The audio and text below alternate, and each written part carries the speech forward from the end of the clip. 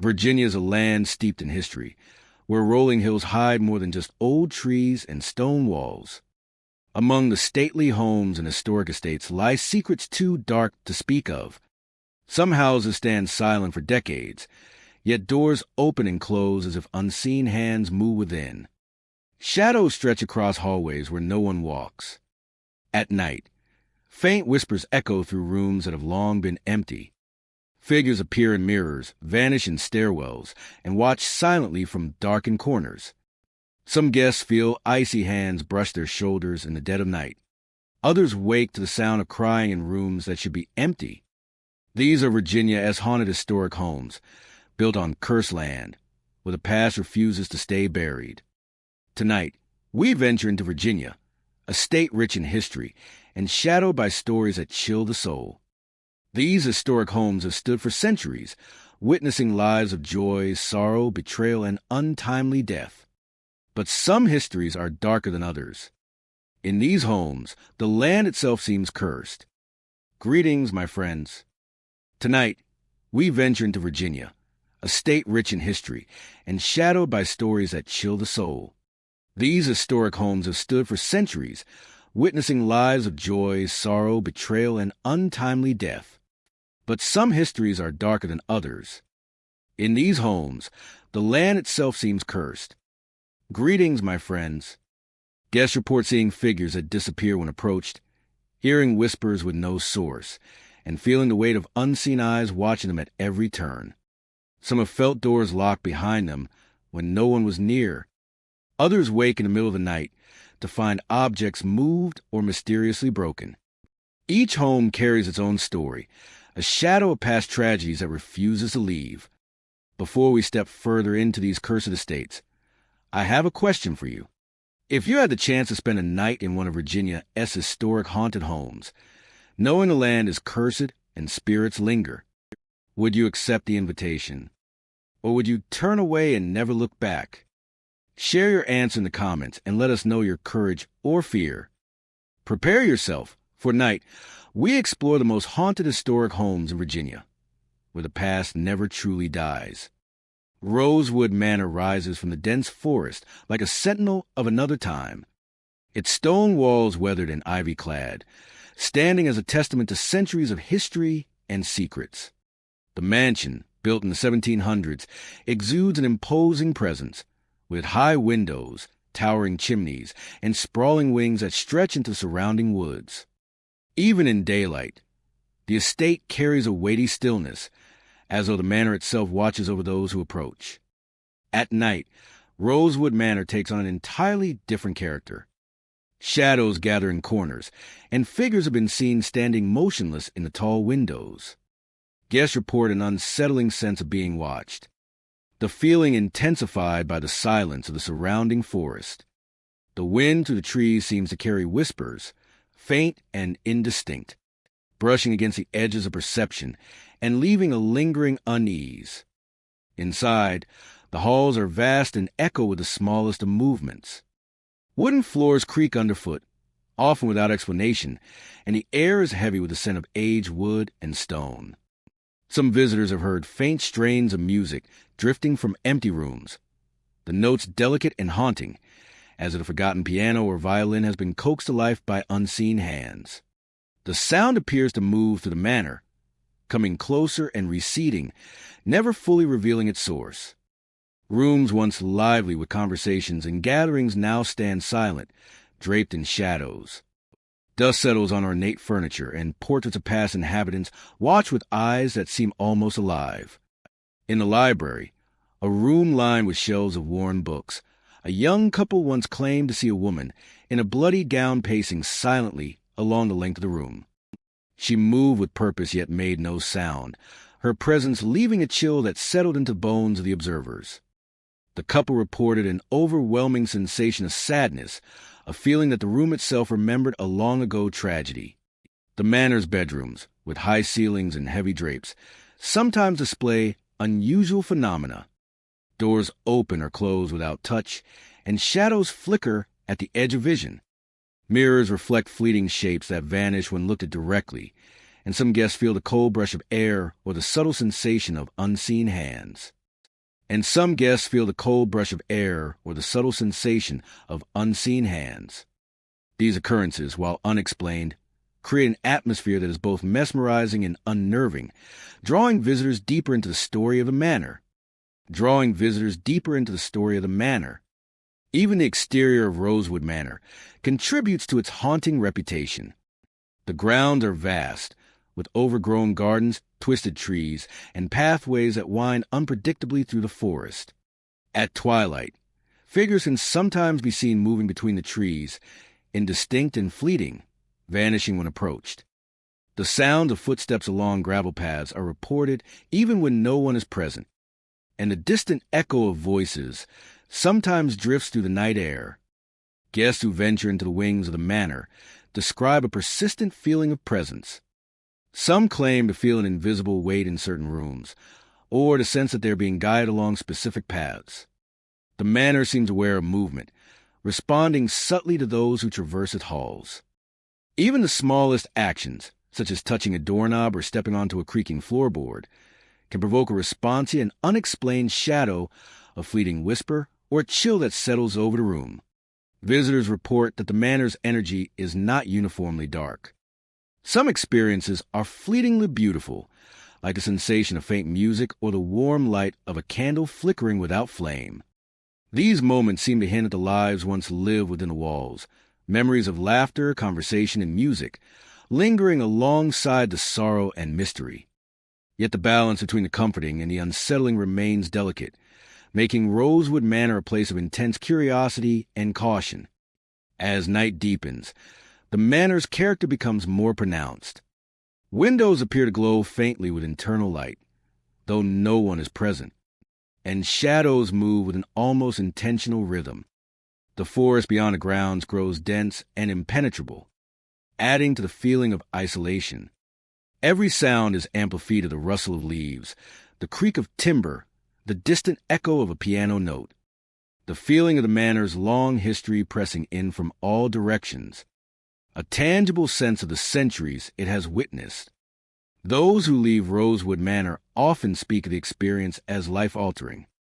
The memory of shadowy figures, mysterious music, and the woman in the library lingers, a subtle but persistent presence that follows them beyond the grounds.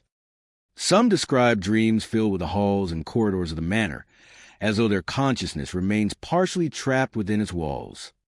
The manor, in its silent vigilance, continues to exert influence over all who enter, a reminder that some places are never truly abandoned. Rosewood Manor endures as a testament to history, memory, and the unseen.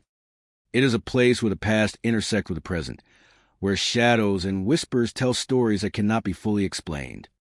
The mansion invites exploration, yet demands respect, offering both wonder and unease in equal measure. Visitors leave with a sense of having glimpsed something beyond the ordinary, a brush with living history that refuses to be forgotten, a presence that watches and waits silently among the dense woods. Blackthorn Estate rises from the land like a sentinel of history, its stone walls etched with the passage of centuries. The estate is said to sit atop grounds where battles long past have left an indelible mark. Visitors often speak of a weight in the air, an atmosphere thick with echoes of the past. Each room, hallway, and staircase seems to carry a memory, a resonance of lives lived and lost across generations. As one approaches the estate, the landscape itself begins to shift in perception.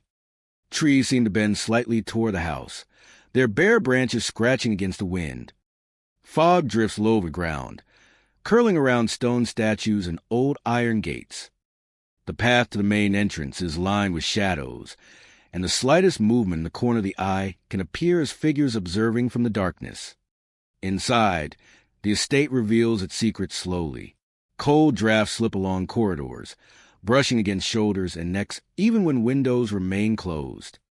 The air carries a faint metallic scent, a reminder of battles long forgotten.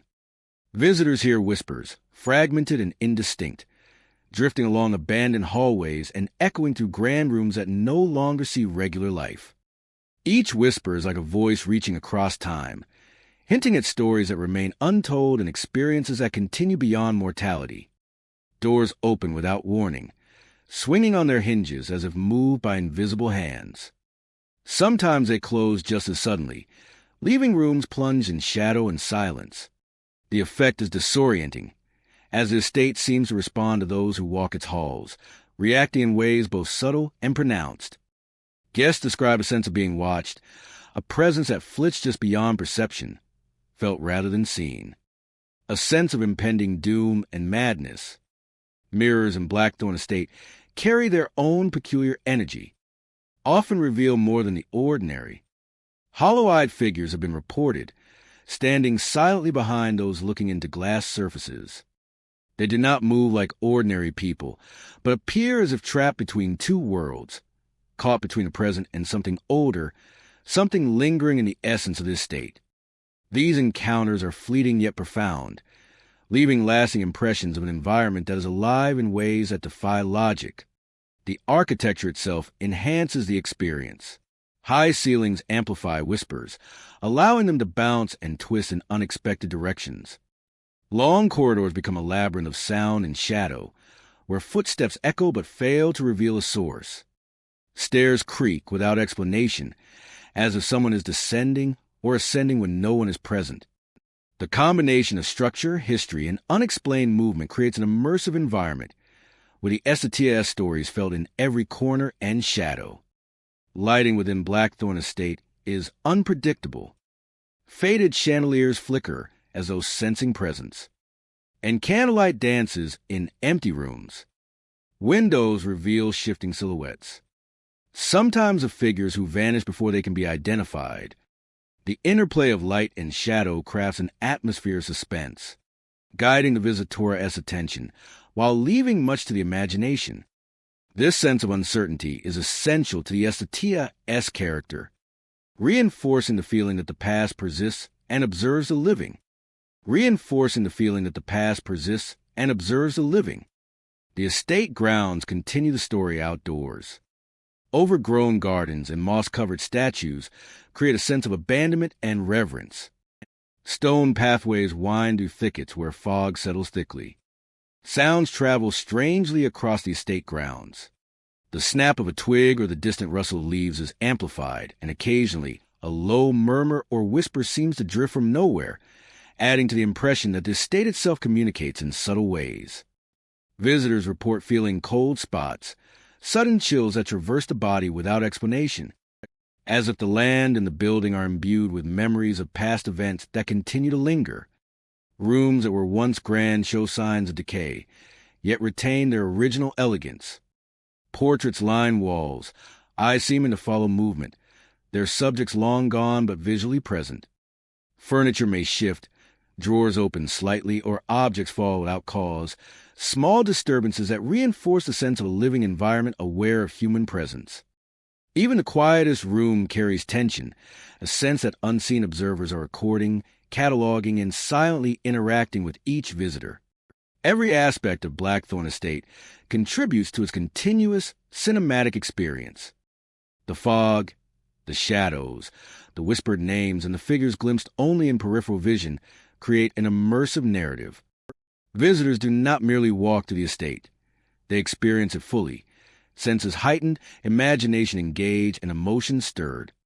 The estate bridges past and present, visible and invisible, crafting a haunting presence that lingers long after one departs. Leaving Blackthorn Estate does not end the story. The memory of whispers, shadows, and hollow-eyed reflections remains. The sensation of cold drafts, the subtle shifts in rooms, and the uncanny feeling of being observed travel with visitors beyond its gates. Blackthorn Estate stands as a testament to the unseen, a place where history, mystery, and the unexplained converge. It is a living narrative of past battles, lingering spirits, and an enduring presence that continues to captivate, unsettle, and intrigue all who step across its threshold. The estate tells its story not through words, but through the environment itself. Every gust of wind, every flicker of light, every distant echo carries meaning. Everywhere, there are whispers of a history that refuses to be silenced. Blackthorn Estate is an immersive experience that merges observation with perception, history with sensation, and the living with the lingering echoes of the past.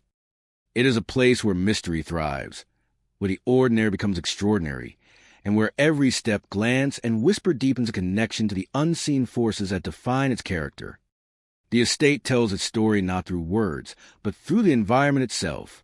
Every gust of wind, every flicker of light, every distant echo carries meaning. Everywhere, there are whispers of a history that refuses to be silenced. Blackthorn Estate is an immersive experience that merges observation with perception, history with sensation, and the living with the lingering echoes of the past. It is a place where mystery thrives, where the ordinary becomes extraordinary, and where every step, glance, and whisper deepens connection to the unseen forces that define its character. The estate tells its story not through words, but through the environment itself. Every gust of wind, every flicker of light, every distant echo carries meaning. Everywhere, there are whispers of a history that refuses to be silenced. Blackthorn Estate is an immersive experience that merges observation with perception, history with sensation, and the living with the lingering echoes of the past.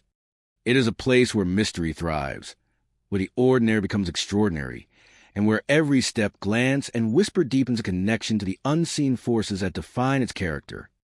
The estate tells its story not through words, but through the environment itself.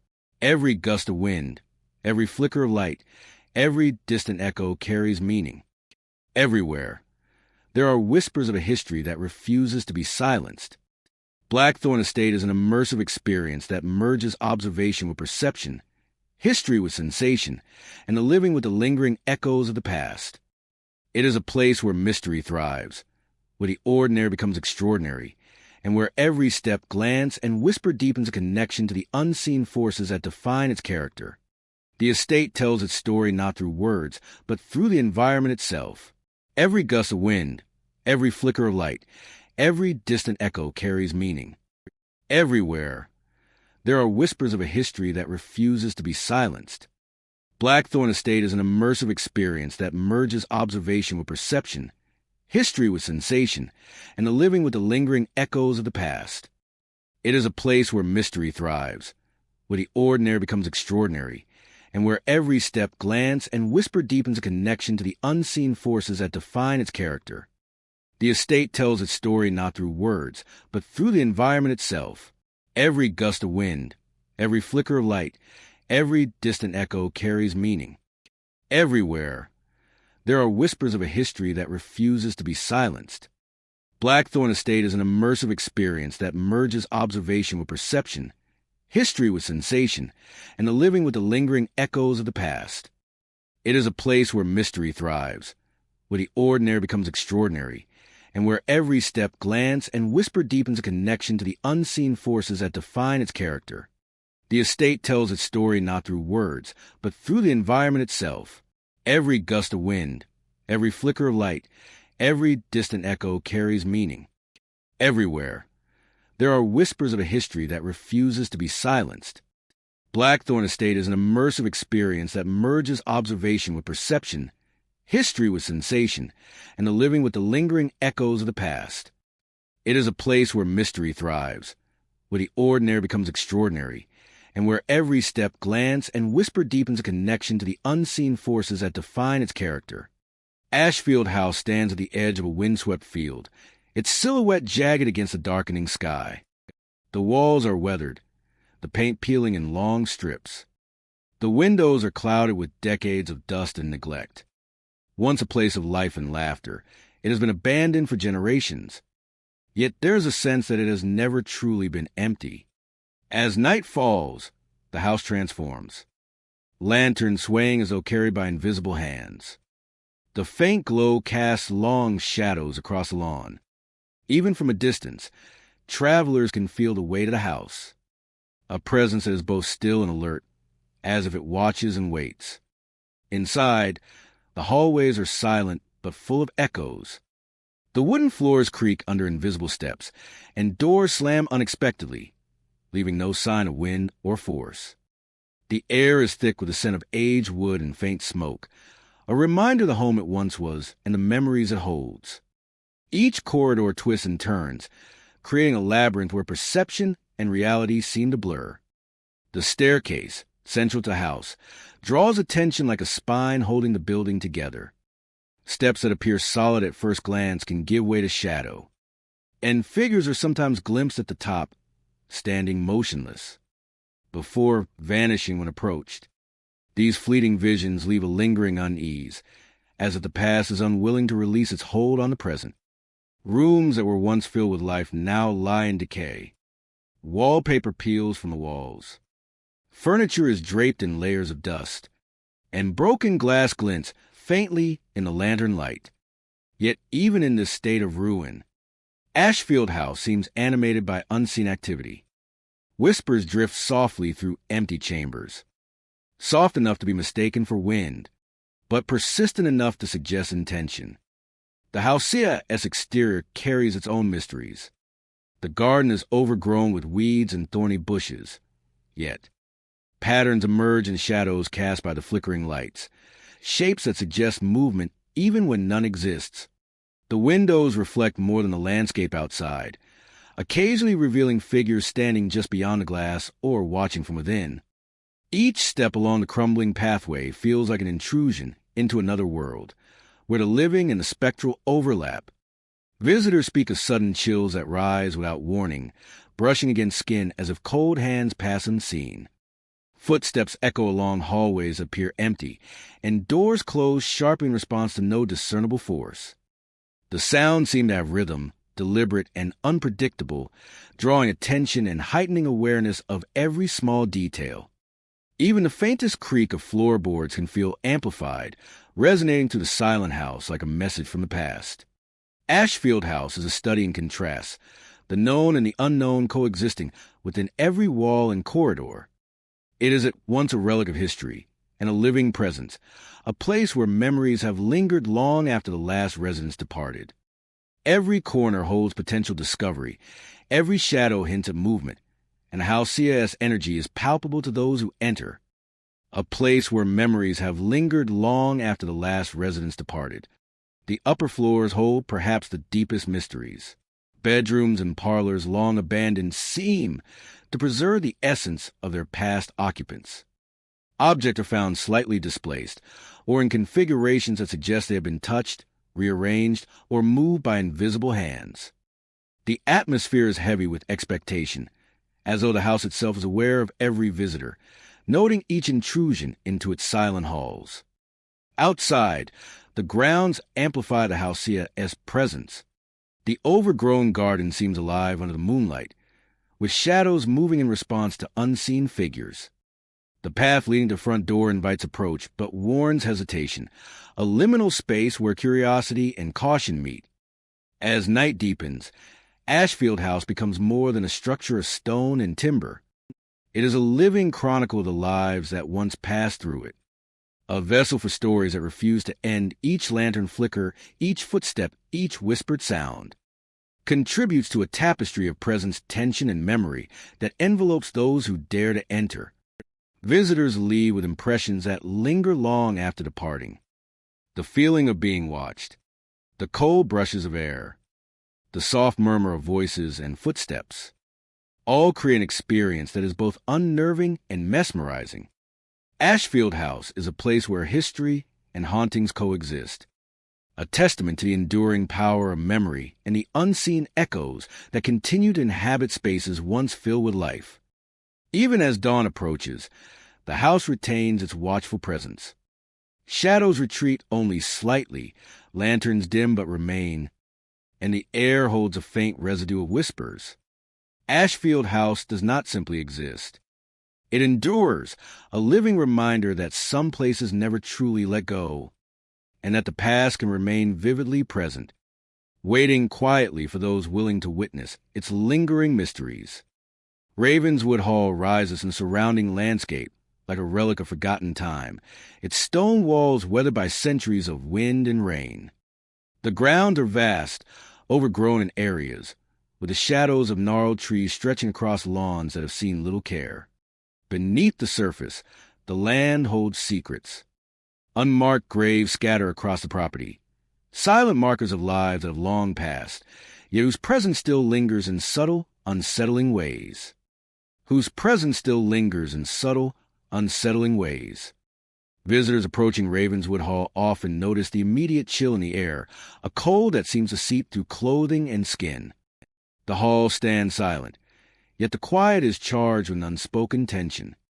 The wind threads through the branches, carrying whispers that feel as though they are just beyond comprehension. Every step on the gravel path feels measured, as if the property itself is aware of the living walking upon it. Once inside, the atmosphere grows heavier. Long corridors stretch ahead, lined with faded portraits whose eyes seem to follow every movement. The furniture remains in place, untouched for decades, yet exudes a sense of occupation by unseen residents. Guests have described cold brushes against their shoulders, brief and untraceable touches that stir a deep awareness of unseen watchers. Shadows move subtly along walls, shifting with the flicker of candlelight or moonlight that streams through tall windows. The lawns and gardens around the hall conceal more than flora. Shadowy figures have been seen gliding silently across open spaces, their forms indistinct yet undeniably human. They vanish when approached, leaving only the sensation of eyes upon the observer. Some visitors have felt a presence trailing them, close enough to catch the faintest chill at the nape of the neck, or a whisper that travels through the air just behind them. These encounters are fleeting, yet they linger in memory, a reminder that Ravenswood Hall is inhabited by echoes of the past. At night, the hall transforms entirely. The darkness deepens, mingling with the natural shadows to create corners that seem alive with movement. Faint footsteps echo along the hallways, steps that do not belong to any living being. Whispers travel between rooms, sometimes naming guests, sometimes murmuring unintelligible phrases that hint at histories long forgotten. Each sound is subtle, but it creates a tension that is impossible to ignore, making every creak and groan of the structure feel deliberate. Certain rooms hold a stronger presence than others. Windows reveal shapes in the garden that disappear as soon as they are noticed. Doors may open or close without any force applied. Some guests report that objects shift subtly, an imperceptible nudge or tilt that can only be felt rather than seen. These occurrences are not violent or threatening, but they cultivate a sense of being observed, of walking among memories that refuse to rest. The architecture itself seems designed to enhance the uncanny. High ceilings and narrow hallways create echoes that carry sound unpredictably. Light and shadow play across walls in ways that appear intentional, guiding the eye to corners where movement may be imagined. Portraits and tapestries seem almost alive, catching glimpses of the visitor and reflecting them back distorted, as if the hall records those who enter and folds them into its story.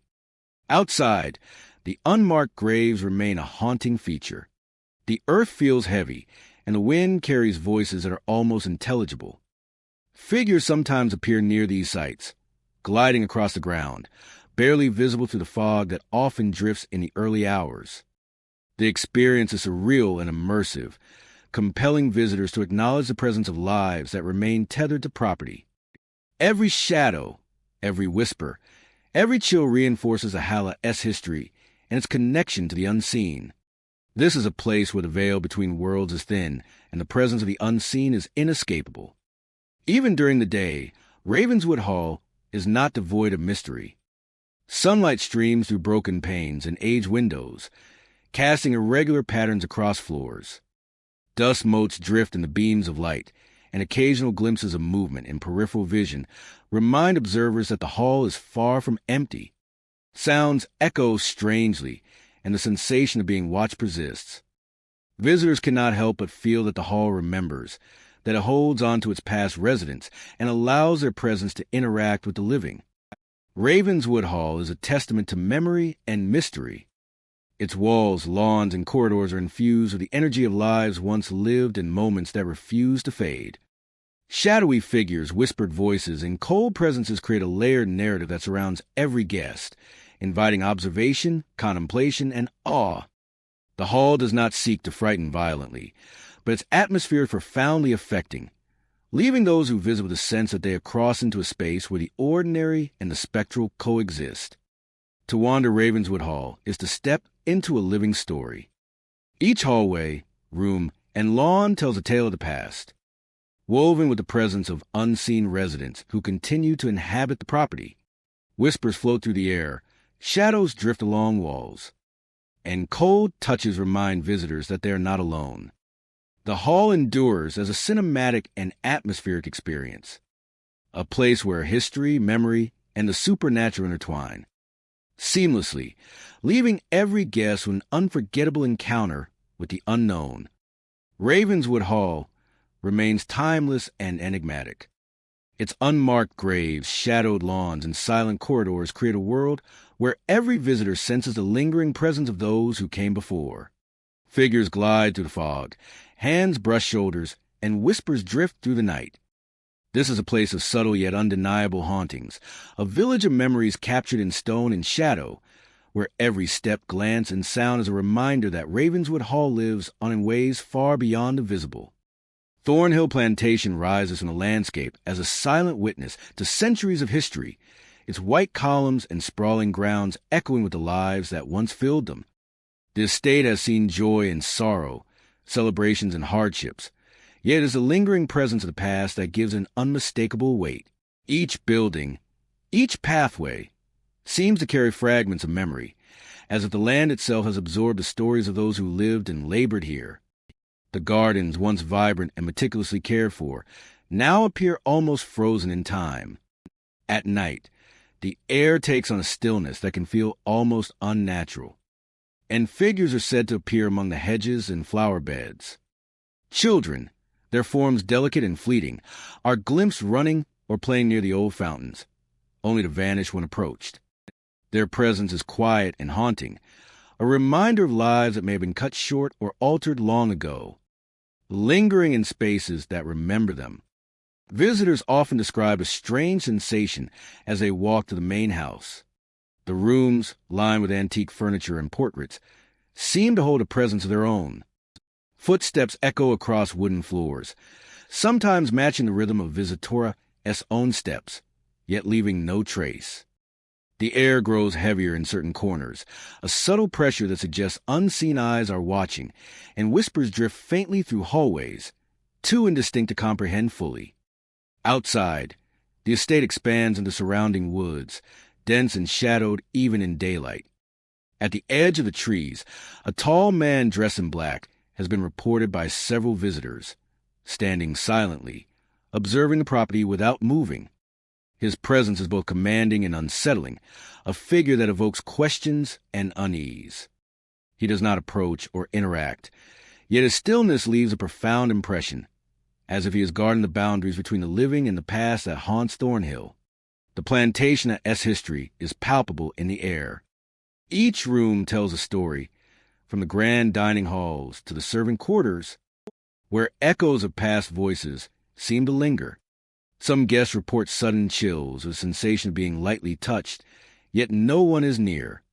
Mirrors reflect shadows that appear and disappear at the edge of vision, and doors open or close with no apparent cause.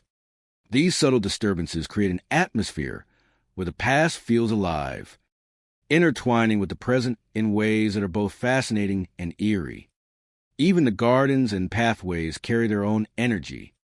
The old oak trees sway gently in the breeze, casting long, twisting shadows across the grounds. Lanterns once used to light the estate appear to glow faintly at night, despite no flame or electricity.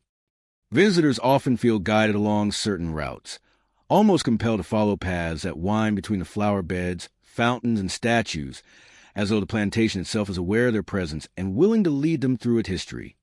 The main house, with its grand windows and spacious halls, seems to breathe with its own rhythm at night.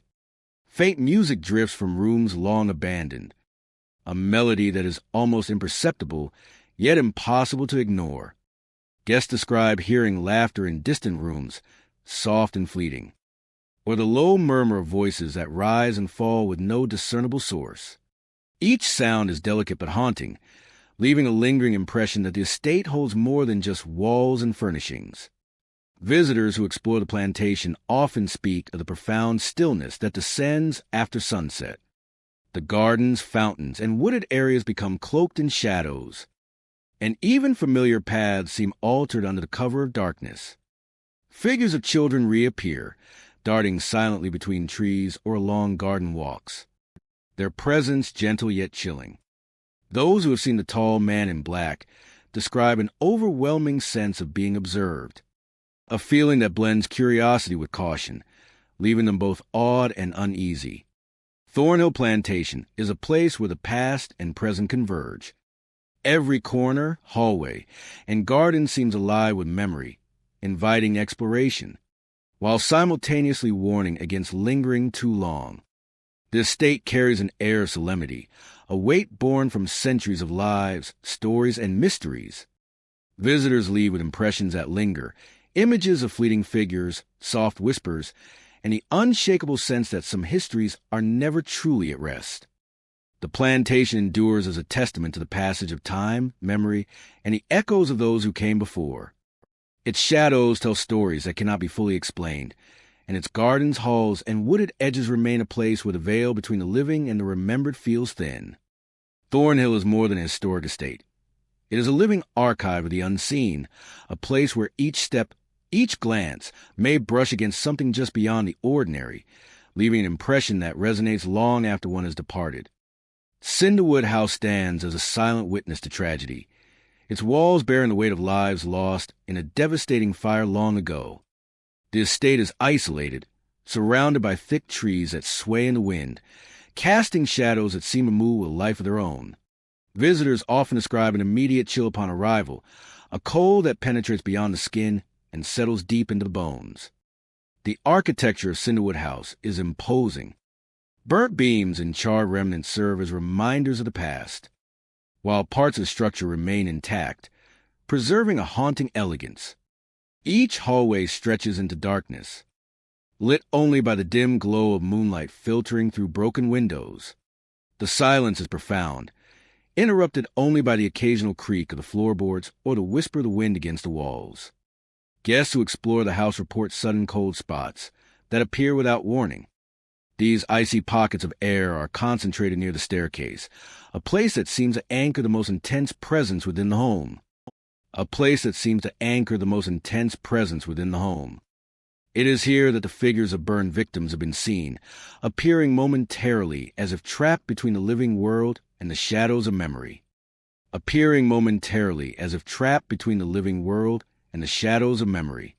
They move slowly, their outlines shimmering, fading into the darkness when approached. The sensation of being watched is pervasive. Eyes seem to follow movements through the hallways, though no one is present. Doors that were once closed may swing open on their own, and the faintest hint of a whisper drifts along the corridors. Midnight seems to intensify these phenomena, when the house feels most alive with unseen activity. Lighting within Cinderwood House plays a crucial role in shaping its atmosphere. Moonlight streaming through shattered panes highlights the charred wood and debris, creating stark contrasts of light and shadow. Objects that have remained untouched for decades cast long silhouettes across the walls, shifting as the faintest breeze passes through the halls. Every corner hides a possibility of sudden movement, and every shadow seems to stretch unnaturally, as though extending toward visitors. The staircase itself commands attention. It is central to the stories of apparitions and unexplained occurrences. Visitors describe feeling a pull toward it, a sense that something unseen draws their gaze. Figures have been observed lingering there, appearing almost transparent, yet solid enough to suggest a tragic humanity. Some report the faint outline of faces, their features distorted, eyes hollow with the memory of fire and suffering. The staircase becomes a stage for the lingering echoes of the past, a point where history and present intertwine. Sound within the house are particularly unnerving. Faint footsteps follow along hallways, yet no source can be found. Doors creak open and shut, and occasionally a low, guttural moan resonates through the empty rooms. Even those who enter without expectation find themselves tense, anticipating the next unexplainable event. Cinderwood House is not only a structure of walls and wood, but a vessel for memory and emotion. The burned remnants of furniture, scorched portraits, and twisted ironwork contribute to a landscape where the past is tangible. Visitors often feel a pressure in the chest, a sense of oppressive presence that is difficult to describe. The air is thick, carrying faint smells of smoke and ash, remnants of fire that shaped the house into a place of mourning and residual energy. Outside, the surroundings amplify the sense of isolation. The wind carries distant noises, branches snapping and the faint rustle of animals. Occasionally, faint silhouettes appear beyond the windows, impossible to identify, yet enough to unsettle the observer. The exterior mirrors the interior in creating an environment where reality blends with suggestion, and the line between natural and supernatural becomes indistinct. Cinderwood House offers a fully immersive experience for those who enter. It is a place where every creaking floorboard, every flicker of shadow, every whisper carries meaning. The presence within is undeniable, a residue of tragedy and human experience that refuses to be forgotten. Visitors leave with a heightened awareness, an understanding that this estate is not merely a building, but a repository of emotion, memory, and the echoes of lives lost. The house tells its story through atmosphere and sensation rather than words. Each chill, each sudden shift in air, each flickering shadow contributes to the narrative of fire, loss, and lingering souls. Cinderwood House is a living testimony to tragedy, a site where the past persists in ways that challenge perception, drawing those who enter into a confrontation with the unseen and the unresolved. The experience is cinematic and continuous, where every moment amplifies the sense of history, present, and mystery that defines the house. Even after leaving, the impression remains. Visitors carry with them the memory of cold spots, the vision of figures near the staircase, and the whispers that refuse to fade. Cinderwood House lingers in thought, a reminder of the enduring presence of the past, the tragic events that shaped it, and the mysterious forces that continue to inhabit its walls. It is a place where sorrow is tangible, and where every creak, every flicker of light, and every whispered name contributes to an experience that is unforgettable, immersive, and haunting. Blackridge Estate rises atop a solitary hill, its dark silhouette dominating the landscape as the river winds far below. The mansion has stood for generations, its stone walls weathered by wind and rain, yet retaining an imposing presence. The air around it is heavy, carrying the faint scent of aged timber and damp earth, hinting at stories long untold. Travelers approaching the estate often speak of a strange anticipation, a sensation that the house is alive in its own way. The veranda stretches across the front, ornate yet worn, and in the dim light of dusk, shadowy silhouettes can be seen pacing slowly, appearing and disappearing as if the estate itself breathes. The windows reflect more than the fading sun, at times showing movement within even when rooms lie empty. Inside, the hallways are long and echo with a presence that cannot be measured by sound alone. Footsteps are heard pacing softly, sometimes in rhythm, sometimes erratic, with no visible source. Doors creak open and close on their own, and objects subtly shift, leaving visitors questioning their own perceptions. A chair may be slightly turned, a book misplaced, as if someone unseen has moved them deliberately, leaving a tangible sense of intrusion. The grand staircase rises like a spine to the center of the estate, its wood polished by time yet whispering with every step. Shadows cling to the corners, flitting across the walls in ways that defy logic. Some have glimpsed figures at the top of the stairs, standing still, staring downward before vanishing when approached. The effect is disorienting, leaving a lasting impression that the house observes all who enter. Rooms once filled with life now stand in quiet decay. Wallpaper peels in slow spirals, rugs are frayed, and furniture bears the weight of decades. Yet the air hums with subtle activity. Guests have reported cold drafts that sweep through spaces with no open windows, and soft whispers that seem to circle and linger, calling attention to places long abandoned. The library is a chamber of stories both written and unwritten. Books lie scattered across the floor, pages flipping with no breeze, as if unseen hands skim their contents.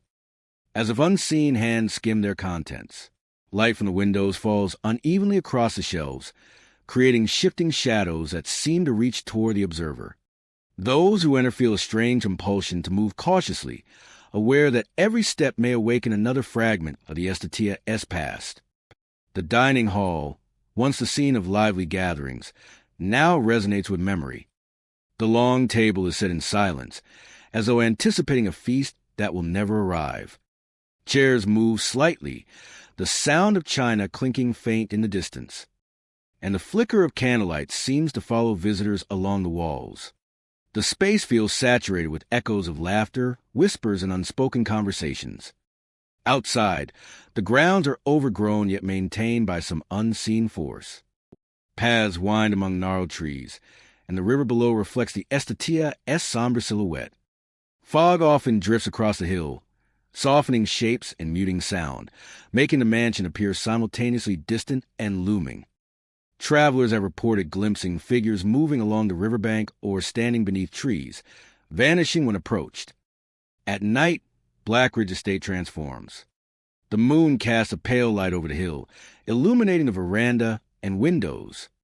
Shadows stretch unnaturally, and cries echo faintly, carried on the wind. The estate exudes a presence that is difficult to ignore. Doors may lock with a soft click behind an intruder, and objects continue their subtle shifts. Visitors feel a watchful awareness, a sense that the estate remembers, monitors, and responds. The upper floors hold perhaps the most profound mysteries. Bedrooms with aged furniture retain the faintest traces of those who once occupied them. Objects may appear slightly moved or arranged in a manner that suggests unseen observation. The hallways leading to these rooms are narrow and dimly lit, amplifying the sound of each step and the feeling of being accompanied by an invisible presence. Blackridge Estate is more than a house. It is a repository of memory and experience, where the past continues to exist alongside the present. Every creak of a floorboard, every flicker of shadow, every whisper carried on the wind adds to its story. The estate challenges perception, creating a tension between what is seen and what is felt, making it a place of both fascination and unease. By the time dawn begins to touch the hilltop, the mansion seems to recede, shadows retreating and whispers fading. Yet the presence remains, quietly observing and waiting. Travelers leave with an impression that lingers, a sense of being marked by the estate's enduring essence. Blackridge is a place where history is alive, where memories linger in every corner, and where the line between the living and the spectral is subtle, permeable, and hauntingly real. Blackridge Estate endures as a silent guardian atop its hill, a living monument to the past, and a reminder that some places carry their history not only in stone and timber, but in the echoes, shadows, and presences that refuse to fade. Those who venture there leave with an understanding that some homes are never truly empty, and that in every corner, a story waits to be witnessed. Elmhurst Manor stands as a monument to a past steeped in shadow and intrigue. Its stone walls rise from the overgrown gardens, the air around the property heavy with silence that is almost tangible. Time seems to linger here, as if the manor itself resists the passage of years, preserving the echoes of events that have long been buried yet refuse to be forgotten. Visitors approaching Elmhurst immediately notice the chill that hangs in the air. The wind threads through the ancient oaks surrounding the property, carrying with it faint, indistinct whispers that seem to beckon the living closer. The gates, wrought iron and rusted with age, creak on their own, announcing every arrival. Those who step beyond the threshold feel the weight of Menora's history pressing against them, a sensation that grows stronger with each footstep along the gravel drive. Inside, Elmhurst is a labyrinth of dimly lit corridors and grand halls.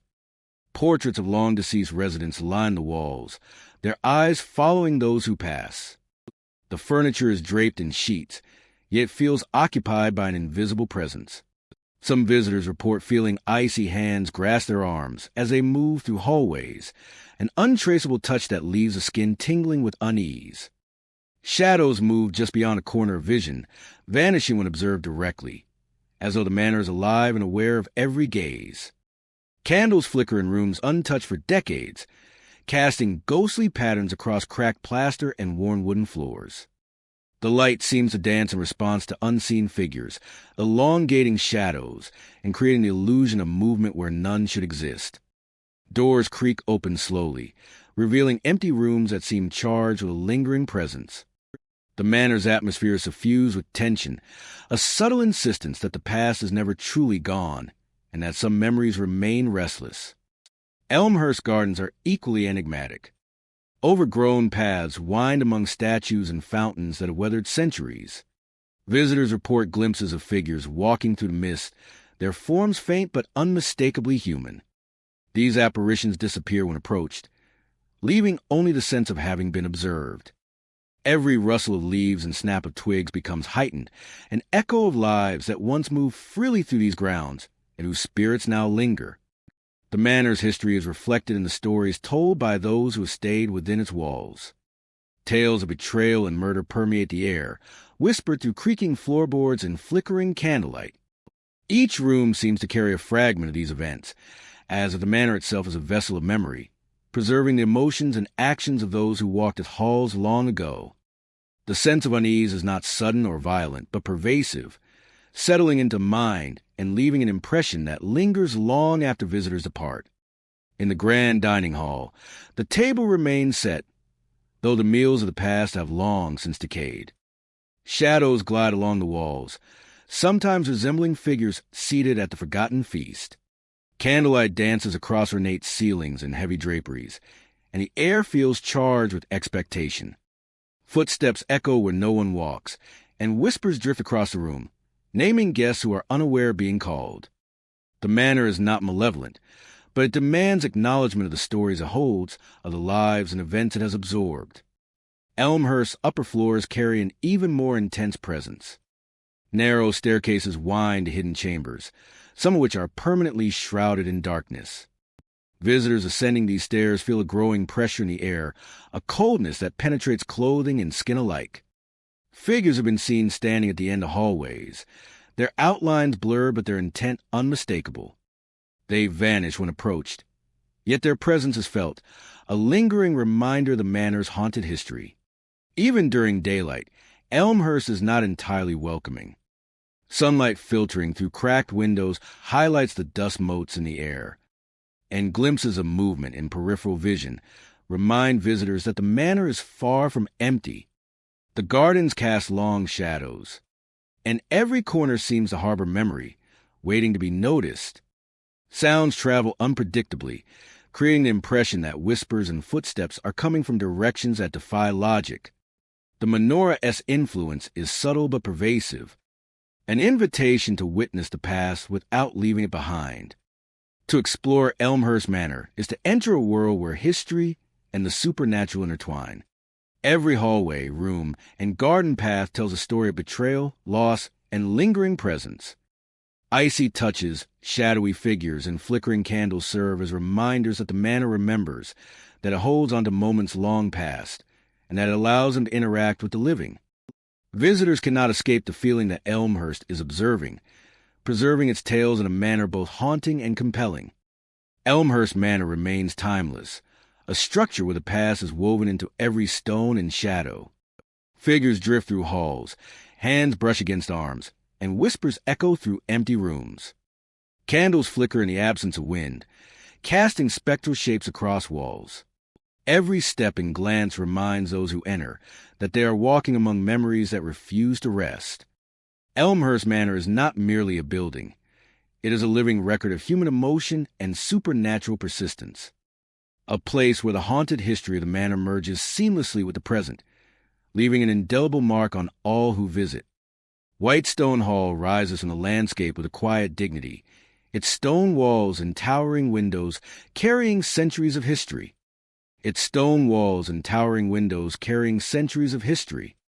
The estate stands surrounded by gardens that are now overgrown, pathways winding between ancient trees and neglected fountains.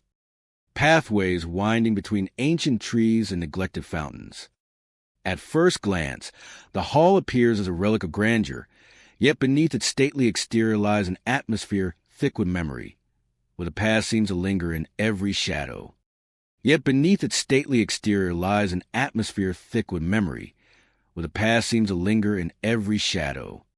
Where the past seems to linger in every shadow. Guests entering the hall often describe an immediate shift in the air, a subtle weight that suggests the presence of unseen observers. The floors creak beneath each step, echoing through corridors lined with portraits whose eyes seem to follow visitors as they move. In the dimly lit rooms, some report seeing women in period dresses walking gracefully along the hallways, their movements silent yet deliberate. They vanish when approached, leaving behind only a faint trace of cold air and the impression that time itself has bent to preserve their presence. Faint music drifts through the halls at unexpected moments, a melody soft and haunting, carrying a sense of nostalgia and melancholy. Alongside it, whispers float through empty rooms, unintelligible yet insistent, as if the house is replaying events from long ago. The combination of sound and shadow creates a feeling that the hall is not merely a building, but a vessel for memory, reenacting moments that once occurred within its walls. In corners and along staircases, shadowy figures appear, fleeting and indistinct. Some visitors catch glimpses of movement, at the periphery of their vision, only for the shapes to dissolve.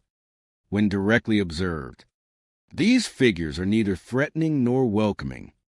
They exist as echoes, remnants of lives and experiences that are still tethered to the hall.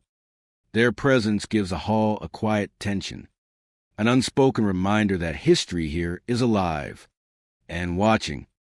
The grand dining room, with its long table and faded silverware, seems to hold the weight of countless gatherings. Guests report hearing the subtle clink of dishes and murmurs as if unseen parties still convene.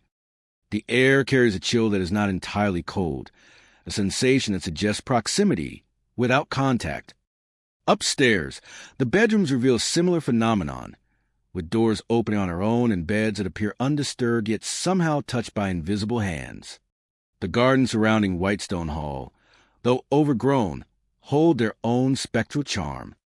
Visitors walking along the winding paths often feel watched, the sensation of eyes tracking their movement from the shadows of towering trees. Lanterns, once used to light evening strolls, appear to glow faintly at night, though no light source exists. The combination of fog rolling over the grounds and these subtle illuminations lends the estate an otherworldly aura, making each step feel suspended between past and present. Even the exterior of the hall carries a sense of expectancy.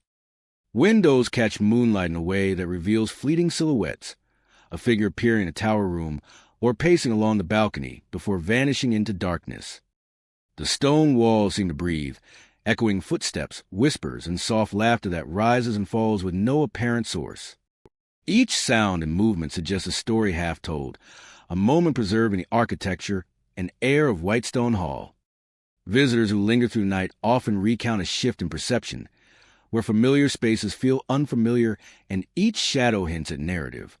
Where familiar spaces feel unfamiliar, and each shadow hints at narrative. And each shadow hints at narrative. Narrative. It is not merely haunted by spirits, but by memory itself, as though the house remembers and recalls its own history in fragmented, ephemeral ways. Whitestone Hall invites exploration, yet it demands respect. Every room, corridor, and garden path carries the weight of centuries, and those who enter are touched by the persistence of memory. The figures, the music, and the whispers are not random. They form a delicate tapestry of the lives once lived here, offering glimpses of moments that time cannot entirely erase. Visitors leave with impressions that linger, images and sound that remain vivid long after departing. A sense of having walked through a space where the past is perpetually present. In the stillness of night, Whitestone Hall stands as a testament to history, memory, and the unseen. It is a place where shadow and sound intertwine, where the ordinary is infused with the extraordinary, and where each visitor becomes a witness to echoes that refuse to fade. The hall is more than stone and wood. It is a living chronicle, a home for stories that demand to be remembered, and a reminder that some histories continue to unfold long after the people who created them have gone. Hawthorne Estate stands on land steeped in history and legend, a place where the past never truly rests. The mansion rises among thick groves of ancient trees, their gnarled branches casting long, twisting shadows across the grounds. The estate has long been associated with tales of misfortune and curses, Whispered stories pass through generations, suggesting the land was once sacred and disturbed in ways that left a lingering presence. The architecture of Hawthorne Estate is imposing. Stone walls, ivy-covered facades, and tall, narrow windows give a solemn, almost foreboding appearance. The gardens that surround the house are overgrown, paths lined with wild shrubs that sway as if moved by invisible hands. At night, the estate transforms. The familiar shapes of trees and buildings blur in the dim moonlight, and an eerie stillness takes hold, broken only by the distant rustle of leaves. Visitors to Hawthorne Estate often describe an immediate sense of being observed. Shadows seem to shift in the corners of vision, figures appearing near the garden or along the edges of pathways. These apparitions are rarely fully formed, flickering like candlelight through mist, yet their presence is unmistakable. Some have reported seeing shapes gliding silently across lawns, their movements purposeful but ethereal, vanishing when approached. The whispers at Hawthorne are a defining characteristic. Names long forgotten are carried on the wind, faint at first, then growing more insistent. They seem to come from nowhere, echoing across the halls and gardens, as though the estate itself is calling out, reaching across time to connect with those who walk its grounds. The voices are not threatening, yet they convey a weight of sorrow and longing, as if the land itself remembers and mourns. The mansione-esque interior is equally unsettling. Dust drifts in the air, and the faint scent of earth and decay lingers. Floorboards creak underfoot, sometimes in response to movement, other times with no discernible cause. Doors open and close slowly, as though guided by unseen hands. And the faintest footsteps can be heard echoing through the hallways long after the visitors have paused. The garden is a place of particular fascination and unease. Statues, overgrown with ivy and moss, seem to watch silently. Fountains long dry still retain an aura of presence, as if the water itself once carried voices that now linger in the stone. Figures are frequently reported here, glimpsed among the hedges or emerging from the shadows of trees, only to vanish moments later. The air in the garden often feels colder than elsewhere, a chill that brushes against the skin and lingers in the mind. At night, the estate transforms further. This fog carries whispers and distant sounds, shaping the experience into something otherworldly. Visitors describe a sensation of being followed, of glances brushing past them, and of footsteps matching their own from afar. The fog amplifies every sound, every shadow, turning ordinary movements into mysterious phenomena that defy explanation. The history of Hawthorne Estate adds to its mystique. Tales of past inhabitants, mysterious disappearances, and untimely deaths interweave with legends of native spirits. Some believe these spirits linger still, protecting the grounds and communicating through whispers, shadows, and fleeting figures. Whether one interprets these experiences as supernatural or psychological, the estate leaves a lasting impression, a blend of curiosity, awe, and unease. Visitors often speak of a temporal distortion within the estate. Time feels different, moments stretching longer than they should. Shadows lingering beyond their source. Rooms and gardens seem to shift slightly between visits. Paths altering subtly, doors leading to spaces that were not previously noticed. This fluidity adds to the sense that Hawthorne Estate exists partly out of step with the world, a place where history and present intertwine. Despite the unease it inspires, Hawthorne Estate draws those curious about the unknown. Each visitor becomes part of its ongoing story, experiencing the subtle movements, the voices, and the fleeting shapes that define its presence. Every creaking floorboard, every flickering shadow, and every whispered name contributes to a layered narrative of memory, loss, and lingering energy. The estate is alive with traces of the past, an enduring reminder that some places carry the weight of history long after their stories have ended. When visitors leave Hawthorne Estate, the memory of it remains. The chill that clung to the gardens, the shapes glimpsed in the shadows, and the soft voices carried by the wind, where every sensation feels charged with the presence of what came before. Hawthorne Estate is not merely a building on land. but a living testament to history, memory, and the unseen forces that continue to inhabit its grounds, calling out softly to those willing to listen. Ashcroft House stands quietly at the end of a narrow lane, its weathered stone walls and shuttered windows giving an air of solemn mystery. The surrounding gardens are overgrown, with tangled vines climbing toward the roof and weeds breaking through cracked paths. By day, it appears abandoned, still, and lifeless, yet those who venture near sense a presence that cannot be explained. Visitors often speak of the first signs of unrest, a sudden slam of a door as if unseen hands push it closed. The sound echoes sharply through the empty hallways, startling the unprepared, leaving an impression that the house itself is awake, attentive, and aware. The creak of floorboards beneath tentative footsteps carries further than it should, filling the spaces with a sense of anticipation, as though the house waits for each person to make their next move. Inside, the hallways stretch long and narrow, lined with faded wallpaper and portraits whose eyes seem to follow the passing observer. Shadows linger at the corners, stretching unnaturally in the light that filters through dusty windows. Some guests have reported glimpses of figures standing silently in these hallways, watching with intent before vanishing when approached. The sense of being observed is persistent, a quiet weight that presses against the senses and heightens every sound. Mirrors in Ashcroft House are not mere reflections. They sometimes reveal shapes that do not belong, fleeting images that vanish when looked at directly, suggesting that the house remembers, and that the past is never fully gone, capturing moments long since past, yet still tethered to the rooms. The bedrooms tell stories of those who once occupied them. Furniture bears a gentle tilt of age. Sheets and curtains move with drafts that have no apparent source, and the soft flutter of unseen activity is constant. Each encounter is subtle, yet it leaves a lasting impression of being accompanied by something unseen. Ashcroft Library, a chamber of tall shelves and aging tomes, is a place where silence is almost tangible. Books lie scattered as if recently handled, pages rustling despite the absence of wind.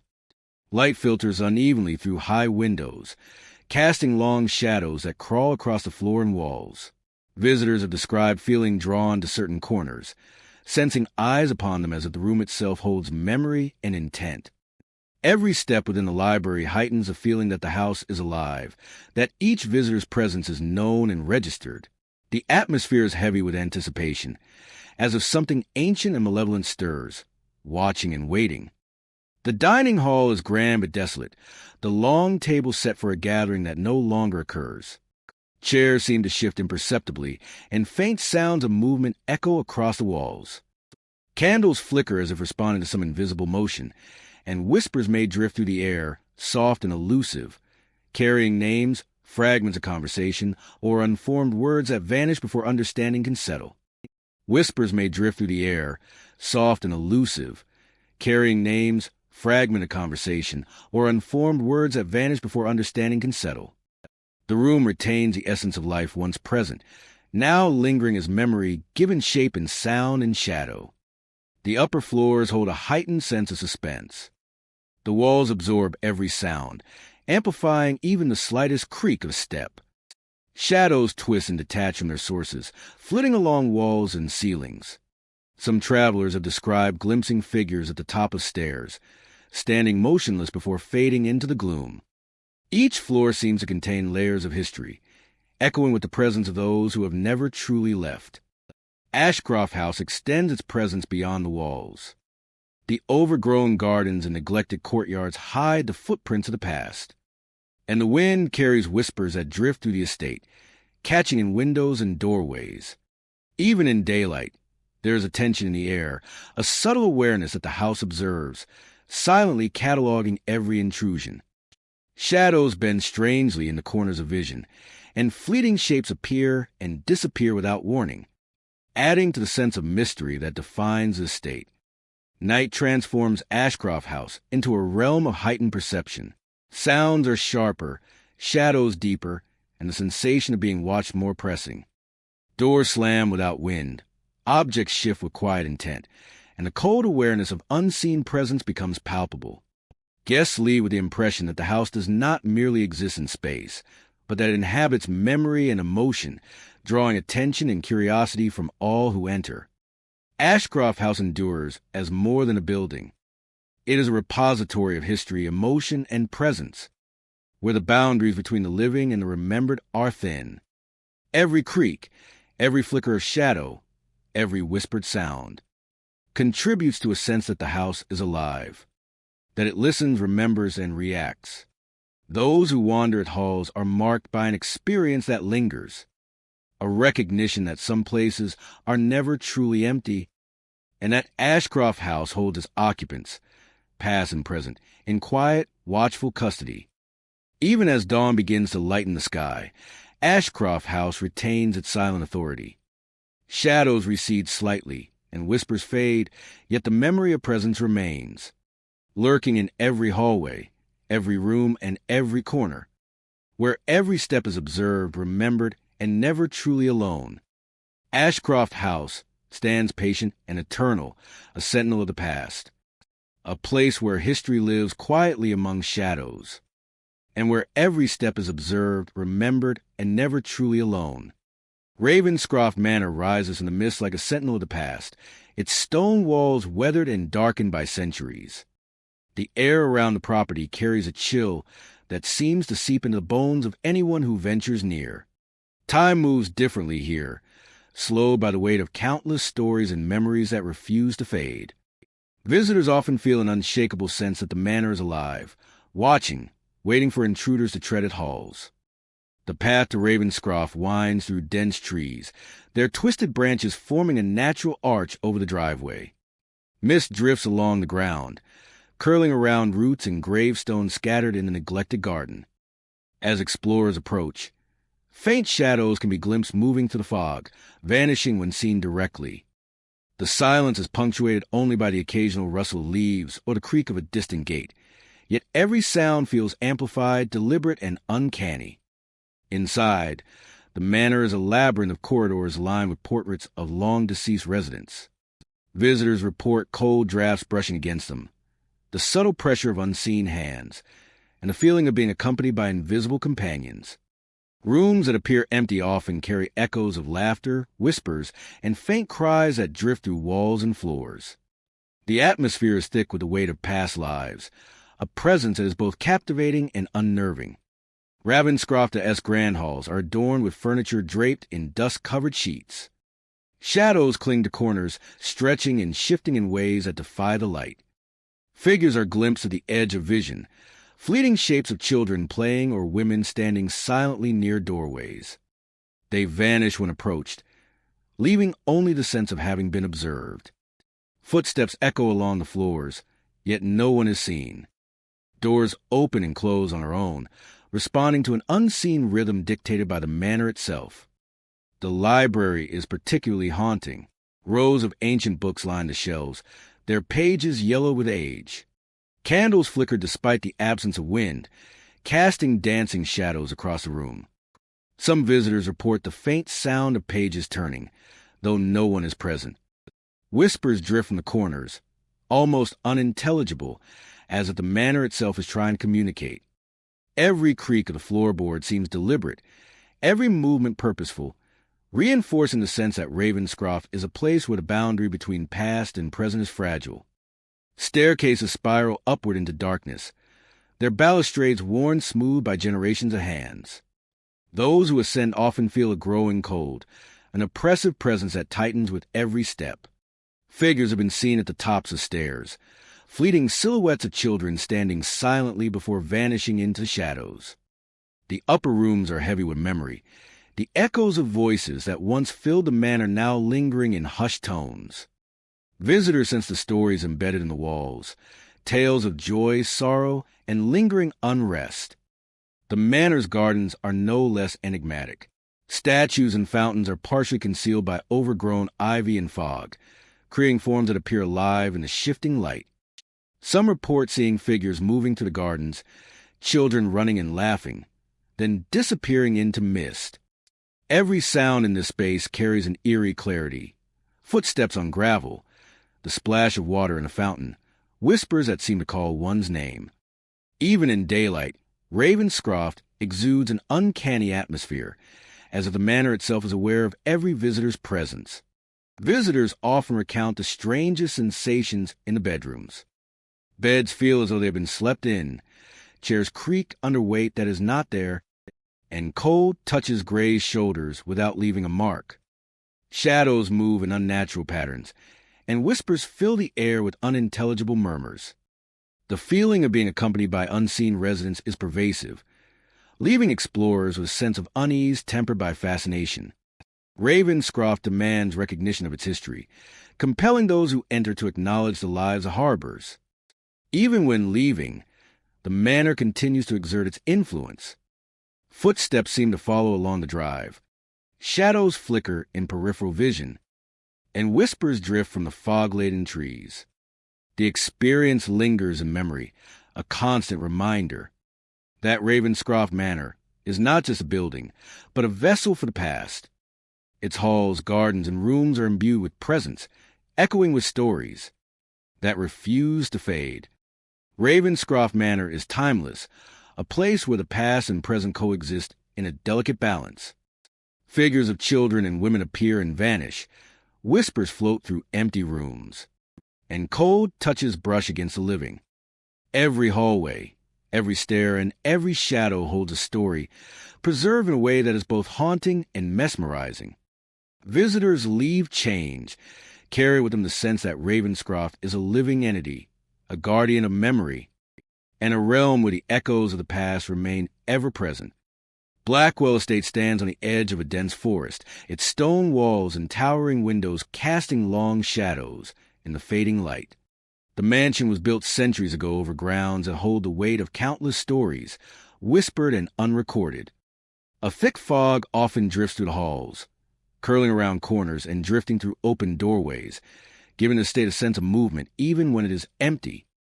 Visitors entering Blackwell Estate immediately notice the atmosphere is different from anywhere else. The air feels heavy, charged with an invisible presence that seems to observe every step. Floors creak underfoot, but sometimes the sound comes from areas where no one walks. Shadows gather in corners, dark shapes that linger before dissipating when approached. Guests report feeling that they are never truly alone, that the house itself watches and waits. The corridors of Blackwell Estate are long and winding, lined with portraits of past residents whose eyes seem to follow intruders. Whispers drift from empty rooms, voices too soft to understand yet persistent, curling around walls and ceilings. Guests have described the sensation of being spoken to without words, as if the house communicates in fragments of memory, a language older than the estate itself. Rooms once filled with life now stand silent, furnished in ways that suggest abandonment yet maintain a haunting order. Doors open slowly, sometimes without touch, revealing hallways that stretch longer than they should. Some visitors feel hands brush against them or grasp shoulders, brief and cold, leaving a lingering sense of presence. These sensations are not violent, but they are unsettling, as though the house tests those who dare to explore its depths. In the grand dining hall, chandeliers sway without wind, casting fractured light across polished tables. Faint music echoes from somewhere deep within, a melody both familiar and strange, reminiscent of celebrations long past. The air seems to hum with anticipation, and the shadows along the walls grow taller as the night progresses. Guests often pause, sensing movement in the periphery, figures shifting and vanishing before they can be fully seen. Blackwell Estatea's library holds its own secrets. Rows of books stretch to the ceiling, but some volumes seem to appear where no one placed them. The pages whisper when touched, and visitors often feel watched from the upper balconies that overlook the room. Figures are occasionally glimpsed between stacks of books, standing silently, their presence fleeting yet undeniable. The quiet here is profound, but not comforting, filled with the echoes of thoughts and voices that are no longer alive. Outside, the grounds are shrouded in fog that rises from the earth as if exhaling from the soil itself. The gardens are overgrown, paths winding through trees that seem to lean inwards, creating tunnels of shadow. Walkways appear to shift in perception, some longer or narrower than expected, and lanterns along the estate flicker even when untouched. Guests have described seeing silhouettes at the edge of the grounds, figures watching from just beyond sight, vanishing when approached. Even the exterior walls of Blackwell Estate tell a story. Windows catch moonlight, revealing glimpses of figures pacing or standing silently in rooms that should be empty. The mansion seems alive with memory, each stone and timber holding remnants of lives once lived. Footsteps echo through the halls without source. Doors close softly behind invisible hands, and whispers drift across the fog-laden lawns. The estate is not merely haunted. It is saturated with the weight of history, a place where past and present collide. Visitors who linger overnight report a profound change in perception. Time feels distorted, and familiar spaces become foreign. Sounds intensify, shadows take on substance, and the feeling of being observed grows. Some have claimed to see the same figures repeatedly, suggesting that the presence is not random, but deliberate. The estate seems to react to curiosity and fear alike, revealing glimpses of its secret life to those willing to pay attention. Blackwell Estate is a monument of memory and mystery, a place where centuries of life, death, and observation coexist. It is a space that challenges the boundary between the tangible and the unseen. Guests leave with impressions that linger images of figures in corners, whispers in empty rooms, and the cold touch of something just beyond perception. The estate remains a silent guardian of its own stories, a place where history is not forgotten, and the past continues to unfold with every footstep taken along its fog-filled halls. In the stillness of night, Blackwell Estate endures. The fog weaves through corridors, shadows stretch and bend, and whispers echo from unseen corners. It is a place of quiet tension, a home for memory and lingering presence, where visitors become participants in a narrative that refuses to end. Every creak, every chill, and every fleeting figure reminds those who enter that Blackwell Estate is alive, in a way few places can ever be, a timeless witness to the mysteries it holds. Thornfield House rises in a landscape with a quiet, imposing presence. Its stone walls are weathered by decades of wind and rain, and the tall, narrow windows seem to peer like watchful eyes over surrounding grounds. The mansion has long been associated with misfortune, with stories of tragedy layered into its very foundation. Visitors often speak an atmosphere heavy with memory, as if the walls themselves have absorbed the sorrow and despair of the past. The grounds surrounding Thornfield are overgrown, with twisted hedges and trees that cast long, irregular shadows across cracked pathways. The gardens once carefully tended are now wild, carrying a sense of neglect that complements the mansion's haunting aura. As night falls, the estate transforms.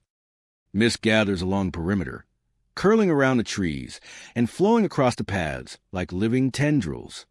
The familiar shapes of the house take on a different character in this half-light, and every corner seems to hide a secret. Inside Thornfield House, the history is tangible. The history is tangible. The history is tangible. The floors creak under unseen weight. The floors creak under unseen weight. The floors creak under unseen weight, and doors open slowly. The floors creak under unseen weight, and doors open slowly, often without cause. The floors creak under unseen weight, and doors open slowly, often without cause, leaving a sense of presence. The floors creak under unseen weight, and doors open slowly, often without cause, leaving a sense of presence that is difficult to ignore. The floors creak under unseen weight, and doors open slowly, often without cause, leaving a sense of presence that is difficult to ignore. The mansion is a place. The floors creak under unseen weight, and doors open slowly, often without cause, leaving a sense of presence that is difficult to ignore. The mansion is a place where the ordinary rules of time and space feel suspended. The floors creak under unseen weight, and doors open slowly, often without cause, leaving a sense of presence that is difficult to ignore. The mansion is a place where the ordinary rules of time and space feel suspended, as though the past and present coexist within the same walls. The floors creak under unseen weight, and doors open slowly, often without cause, leaving a sense of presence that is difficult to ignore. The mansion is a place where the ordinary rules of time and space feel suspended, as though the past and present coexist within the same walls inside Thornfield House. Rooms that have been empty for decades carry a distinct energy. Whispers drift through these spaces, often unintelligible yet unmistakably present. Some claim to hear names spoken softly, calling from places no longer occupied. The sound is subtle yet persistent, leaving a lingering impression of those who once lived, loved, and met untimely ends within Thornfield. Shadows appear in corners where no one should stand, and reflections in mirrors sometimes reveal figures that vanish the moment they are observed. The mansion's architecture contributes to its eerie atmosphere. Tall ceilings, narrow staircases, and long corridors create a labyrinthine effect, making it easy to feel disoriented even in daylight. Candlelight flickers in empty rooms, carried by the wind or guided by unseen hands, casting dancing shadows across the walls. The heavy air carries faint scents of smoke and old wood, evoking the long-forgotten routines of past inhabitants. Every step echoes with history, and the feeling of being watched is almost constant. The tragedies associated with Thornfield are well documented. Several deaths occur within the house, each leaving its mark on the property. Locals whisper of accidents, illnesses, and misfortune that seem to follow the family line. These events have become woven into the narrative of the house, giving rise to the stories of lingering spirits. Whether these apparitions are remnants of memory, emotion, or something more supernatural, they create a palpable tension that draws the curious and unsettles the cautious. Visitors often describe a sense of being followed, a subtle presence that mirrors their movements. In the gardens, figures appear between trees, sometimes partially visible and sometimes merely sensed. Inside, the creaking of the floors is punctuated by fleeting glimpses of movement along staircases and hallways. The mansion seems to respond to those who enter, its space is shifting slightly, doors closing behind guests, and shadows stretching across walls in ways that defy explanation. Night intensifies the experience of Thornfield House. The mist that settles across the grounds enhances the isolation, carrying faint echoes from distant rooms. The wind moves through broken windows and cracks in the walls, producing whispers that seem deliberate, as if the house itself communicates in a language only partially understood. Guests report sudden cold spots, sensations of being touched lightly by unseen hands, and brief glimpses of faces in windows or mirrors that vanish before a second look. Despite the unsettling experiences, Thornfield continues to attract those drawn to the unknown. Each visitor contributes to the ongoing story of the estate, their own perceptions merging with the residual energy of the house. The mansion is not simply abandoned. It is inhabited by echoes of its past, a place where history is felt as strongly as it is seen. When guests depart, the impressions of Thornfield House remain vivid. The cold air, the soft whispers, the movement of shadows, and the fleeting figures linger in memory. The estate exists as a bridge between past and present, where each visitor experiences a fragment of its long, tragic history. Each visitor experiences a fragment of Thornfield's long, tragic history. It is a place of enduring mystery. Thornfield House, a place of enduring mystery. Thornfield House, a place of enduring mystery. Thornfield House, a place of enduring mystery. Thornfield. Those who walk its halls leave with a sense of connection to something beyond the visible and awareness that the house remembers and continues to watch silently, patiently, and eternally. Ashbourne Hall rises quietly amid sprawling grounds. Its stone walls and ivy-covered A section aids hinting at centuries of history and secrets long kept. The gardens stretch wide, their paths lined with statues worn by wind and time. By day, it seems serene, even welcoming, yet those who linger feel a subtle unease, a sensation that the estate holds memories far older than its visible age. Visitors often notice the first signs of the Hala's unusual nature in the gardens. Figures appear briefly among the hedges or by the fountains, only to vanish when approached. Shadows stretch unnaturally in the corners of vision, and the sound of footsteps echoes softly over gravel paths when no one else is present. The air carries a chill, sudden and localized, brushing against skin like an unseen hand. Inside, Ashbourne Hall exudes a presence that is both silent and perceptible. Long hallways are lined with portraits whose eyes seem to follow every movement. The floors creak unexpectedly, and doors shift or close without wind. Some guests have described the sensation of being watched, an invisible attention that follows each step.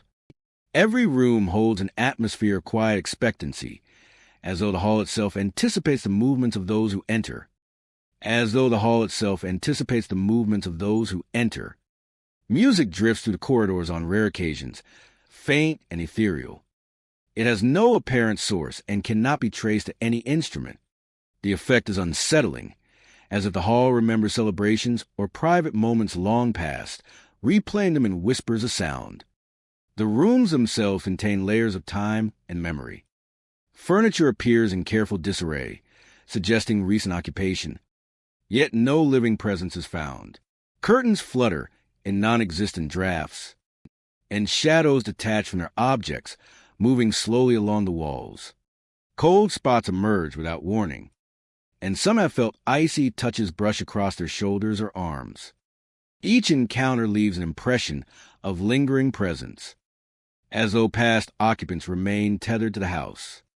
Ashbourne's library offers a particularly vivid sense of its history. Light filters through narrow windows, casting long, distorted shadows that shift as if alive. Visitors report sudden chills or the soft sound of turning pages, though no one is near. Every element in the library contributes to the feeling that the hall is attentive, that every action is observed and cataloged by an unseen presence. In the dining hall, the atmosphere grows heavier. The long table remains set, though it appears untouched for years. Chairs seem to move imperceptibly, and the sound of footsteps can echo from empty corners. Whispers drift softly through the air, faint names and fragments of conversation that vanish when one attempts to focus on them.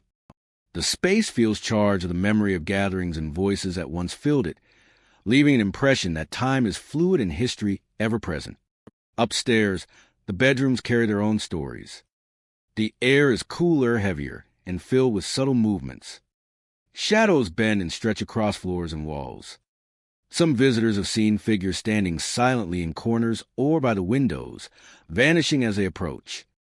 Objects may shift slightly, and the sensation of being followed or watched intensifies in these quieter spaces. Each room seems alive with echoes, resonating with past emotions and actions. Ashbourne Hall extends its presence beyond its walls. The gardens, courtyards, and hidden alcoves carry subtle signs of lingering awareness. Footsteps may follow from one path to another, and glimpses of figures may vanish into corners of mist or shadow. The wind often carries sounds that have no source, a soft call that seems directed, almost deliberate, inviting visitors to notice what cannot be explained. Night transforms Ashbourne Hall into a realm of heightened perception. Shadows deepen, sounds sharpen, and the cold awareness of unseen presence becomes more acute. Doors slam, objects move subtly, and music may drift faintly from the walls themselves. Guests leave with a sense that the hall is not merely a structure but a living memory, a place where the past persists in quiet, watchful forms, and where the unseen is always near. Even as dawn light softens the edges of the hall, Ashbourne retains its quiet authority. Shadows fade but leave traces in the mind. Whispers vanish but linger in memory. Every hallway, room, and garden path bears witness to the presence that has endured for centuries. Visitors depart changed, carry with them the lingering sensation that Ashbourne Hall observes, remembers, and exists in a space between the present and the past, where every step is felt, every glance noted, and no one is ever truly alone. Blackwood Plantation stands as a monument to a past both grand and tragic, its sprawling grounds lined with ancient oak trees draped in Spanish moss. The air here carries a weight, a stillness that seems to hold the whispers of generations long gone. Every brick and timber seems to remember, and every step along the creaking floors carries echoes of those who once walked here. The plantation's corridors are narrow and shadowed, their walls lined with portraits of former residents. Some visitors have reported seeing small figures of children darting through the halls, their laughter faint and fleeting. They appear for a moment and then vanish, leaving only the sense of having been watched, a lingering presence that cannot be ignored. Windows along the main house offer glimpses of figures dressed in period clothing. Men and women appear as if frozen in time, their movements subtle and deliberate. They appear from behind curtains or stand silently on the porches, vanishing when approached. Doors open and close without explanation, and the soft creak of the floors underfoot is often accompanied by an inexplicable chill. The gardens surrounding Blackwood are overgrown yet hauntingly beautiful, with paths winding between statues and fountains shrouded in fog. Some visitors have reported shadows moving among the hedges, figures that retreat when confronted.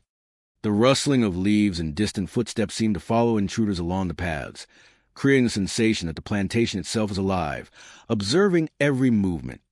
Inside the house, the grand dining room carries a particularly eerie energy. Chairs are occasionally found slightly moved, as though someone had just risen from them. Candle holders flicker despite the absence of wind, casting shadows that twist and stretch across the walls. Visitors have recounted the faint sound of music, soft piano notes that echo from empty rooms, evoking memories that feel both personal and universal. The bedrooms of Blackwood are equally unsettling.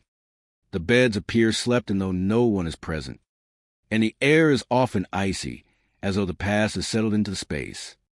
Small figures of children have been glimpsed standing at the foot of the beds or appearing from corners, only to vanish when acknowledged. Whispers float in the air, unintelligible yet urgent, filling the room with a sense of presence that is both comforting and disquieting. Staircases spiral upward, their balustrades polished smooth by decades of hands. Hallways stretch into darkness, where shadows linger and footsteps echo. Some visitors describe feeling a gentle touch on their shoulder or the brushing of invisible hands. Sensations that are never threatening, but always noticeable. The experience leaves an impression, a reminder that Blackwood is not merely a house, but a repository of memory and spirit. The plantation-esque outbuildings hold stories of their own. Kitchens, smokehouses, and servantsa quarters are filled with the energy of those who labored here. Faint voices echo through empty rooms, and doors open and close on their own accord.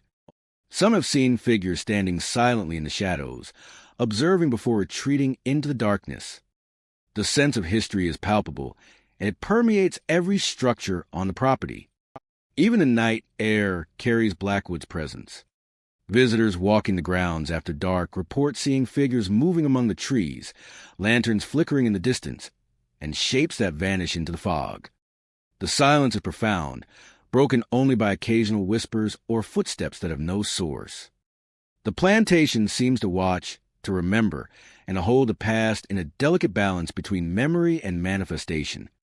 Those who leave Blackwood often describe a lingering sensation, a feeling that the plantation has imprinted itself upon them. The images of ghostly children, figures in period clothing, and the shifting shadows remain vivid in the mind. It is a place where history and the supernatural intersect, where the line between the living and the departed feels fragile. Blackwood Plantation is more than a site of haunted stories. It is a living archive of memory. Every corridor, garden path, and room carries whispers from the past. visible and invisible presences that remind visitors of the lives once lived within its walls. The laughter of children, the watchful eyes and windows, the creak of a door. Each detail adds to a tapestry of mystery and history, ensuring that Blackwood remains a place where the past is never truly gone. The plantation has enduring allure lies not only in its beauty, but in the sense that the spirits here are present and active, moving among the living yet bound to their history. It is a place that invites exploration, reflection, and a recognition of the unseen threads connecting past and present. At Blackwood, every shadow, every whisper, and every fleeting figure tells a story, preserving the haunting legacy of a place that will never be forgotten. Ravenshade House stands atop a hill shrouded in mist, its silhouette looming over the surrounding landscape. The land beneath it has a long and troubled history, scarred by a battle that claimed countless lives. The earth itself seems heavy with memory, and the fog that drifts through the trees carries a lingering chill that settles deep into bones of anyone who approaches. Visitors often speak of the eerie quiet that greets them as they arrive. The wind sighs through the surrounding woods, and the distant call of a raven punctuates the stillness. The house itself is imposing, with dark stone walls and tall, narrow windows that catch the last light of day. Even in daylight, the structure exudes a sense of vigilance, as though it watches those who dare to step onto its grounds. As night falls, the fog thickens, rolling across the hills and cloaking the property in a shroud of gray. It is in this fog that ghostly figures are said to appear. Shadows of soldiers linger at the edges of perception, their forms fleeting but unmistakable. They march silently through the mist, echoing the movements of a battle long past. Those who witness them describe a weight in the air, a solemn presence that commands respect and evokes a deep unease. Inside Ravenshade House, the atmosphere is no less haunting.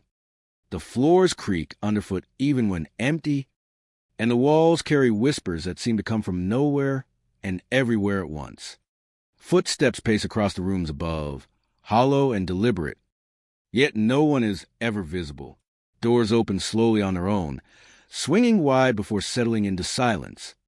The air feels charged, as if the building itself remembers the lives that have passed through it, and the house responds to intruders with subtle, persistent signals of presence. The main hall is lined with portraits of previous occupants, their eyes following visitors with quiet intensity. The candlelight flickers, casting shadows that twist along the walls in unnatural patterns. Guests have reported feeling a cold draft brush past them, the sensation of an unseen hand tracing along the skin, leaving a shiver that lingers long after the moment has passed. Ravenshade's library is a place of both wonder and unease. Shelves stretch to the ceiling, filled with ancient volumes whose spines are worn by time.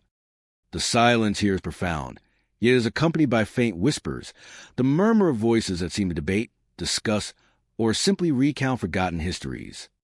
Occasionally, books are found slightly displaced from their places, as though someone or something has been searching or reading. Shadows move between the stacks, a presence sense more than seen, adding to the library's unsettling charm. The bedrooms hold their own mysteries. Visitors have described waking to the sensation of being watched, the feeling of eyes in the dark, and the sound of footsteps pacing the room. The atmosphere is thick, the air carrying a weight that is both oppressive and hypnotic.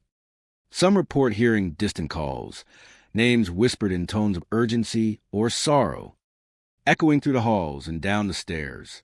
These sounds seem to blend with the natural creaks and sighs of the old house, making it impossible to distinguish the living from the spectral. Outside, the landscape of Ravenshade House is equally charged with presence. The hilltop offers a clear view of the surrounding forest, where fog curls through the trees and obscures what lies beyond. Silhouettes of soldiers, sometimes clustered, sometimes alone, emerge in the mist, moving with a strange stillness. Even in the quiet of early morning, the estate carries echoes of the night. Footsteps linger in the hallways. Shadows remain just at the edge of vision. Ravens call from distant trees, their cries blending with the sighing wind. A reminder that the land and the house are alive in ways beyond human perception. Every visitor leaves changed, carry with them fragments of memory, whispers, and the unshakable feeling that Ravenshade House is more than mere walls and windows. Ravenshade House is a place where history, memory, and presence converge. The fog, the shadows, the whispers, and the fleeting figures are not merely stories. They are evidence of a world that persists alongside our own. To step into Ravenshade is to enter a space where the past never truly rests, where the land remembers the blood spilled upon it, and where every creak and sigh speaks of lives that continue to echo through time. Thornwick Manor stands quietly at the edge of the woods, its stone walls worn by centuries of wind and rain. The manor exudes an air of faded grandeur, with tall windows reflecting the moonlight and ornate gates that creak on their rusted hinges. Its long history is etched into the architecture, every hallway and chamber carrying the weight of memory. Visitors often speak of a presence that is almost tangible, a sense that the house remembers those who once walked its floors. A sense that the house remembers those who once walked its floors. The grounds surrounding Thornwick are overgrown, with ivy clinging to crumbling walls, and trees that cast shifting shadows across uneven paths, while the fading light creates an interplay of shadow and form. At dusk, the manor seems to awaken. Mist drifts through the gardens, curling around statues and broken fountains. That suggests movement where none exists, as though the manor itself observes the approach of each visitor. Inside, the atmosphere is dense with history. The floors echo with faint footsteps, the remnants of a past long gone, yet somehow present. Guests have reported seeing figures in period dress, wandering through hallways or standing silently near windows, only to vanish when approached. The air carries subtle fragrances of old wood, candle wax, and the faintest hint of perfume, conjuring the presence of those who once inhabited these rooms. Music seems to travel through the walls. Some visitors hear faint melodies drifting from ballrooms, where the chandeliers no longer swing, and the floors are empty. The music is soft and haunting, accompanied at times by laughter that fades before it can be traced. It is as though the manor breathes in rhythm with the past. The sounds are never constant, appearing suddenly and then disappearing, as if the manor breathes in rhythm with the past. As though the manor replays fragments of its history, preserving moments of joy, sorrow, and quiet ceremony within its walls. The sounds are never constant, appearing suddenly and then disappearing, as if the manor breathes in rhythm with the past. Appearing suddenly and then disappearing, as if the manor breathes in rhythm with the past.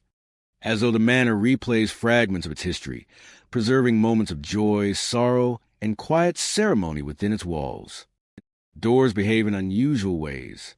They open slowly, sometimes closing with a soft click behind unseen visitors. Guests have reported cold touches on their shoulders in the dead of night, brief sensations of contact that leave a shiver running down the spine. The manor seems responsive, almost sentient, interacting with those who dare to explore it. Each hallway carries an echo, a whisper of movement that suggests another presence just out of sight.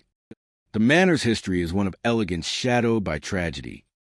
Thornwick once hosted grand gatherings, its halls alive with the energy of celebration. Yet it is also a place where loss and misfortune left their mark. Tales of untimely deaths, vanished residents, and unexplained accidents have circulated for generations. These stories contribute to the pervasive sense that the manor is not simply a building, but a vessel holding the experiences and emotions of all who have lived and died there. Even in daylight, Thornwick retains a mysterious aura. Sunlight filters through dusty windows, casting patterns that shift as the day passes. Shadows seem to linger longer than they should, and corners that should remain empty appear to hold the suggestion of movement. The menorah-esque architecture amplifies every sound, from the faintest creak of wood to the soft patter of a footstep, creating an immersive experience that engages all the senses. Visitors often describe a feeling of being watched. Glimpses of movement are common, from figures crossing hallways to shadows appearing briefly in mirrors. Some report the sensation of being followed to the gardens, the air around them growing colder and heavier. Whispers of names and soft calls drift through empty rooms, carry with them the weight of history and the intangible presence of unseen inhabitants. The gardens, once meticulously maintained, now reflect a menorah-esque quiet decay. Overgrown hedges and twisting vines conceal statues and fountains, giving the appearance of shifting shapes in dim light. Figures appear among the trees, vanishing when approached, while the sounds of laughter and music seem to emanate from beyond the walls. The sounds of laughter and music seem to emanate from beyond the walls. The interplay of light, shadow, and sound creates a sense of living memory, an environment where the past continues to unfold in subtle, ghostly ways. At night, Thornwick Manor transforms completely. Moonlight illuminates the FAA section aids, highlighting the textures of stone and wood that have endured for centuries. The air is colder here, carrying faint echoes of the past. Guests report sudden chills, the sensation of hands brushing against their arms, and the faint music that seems to originate from empty rooms.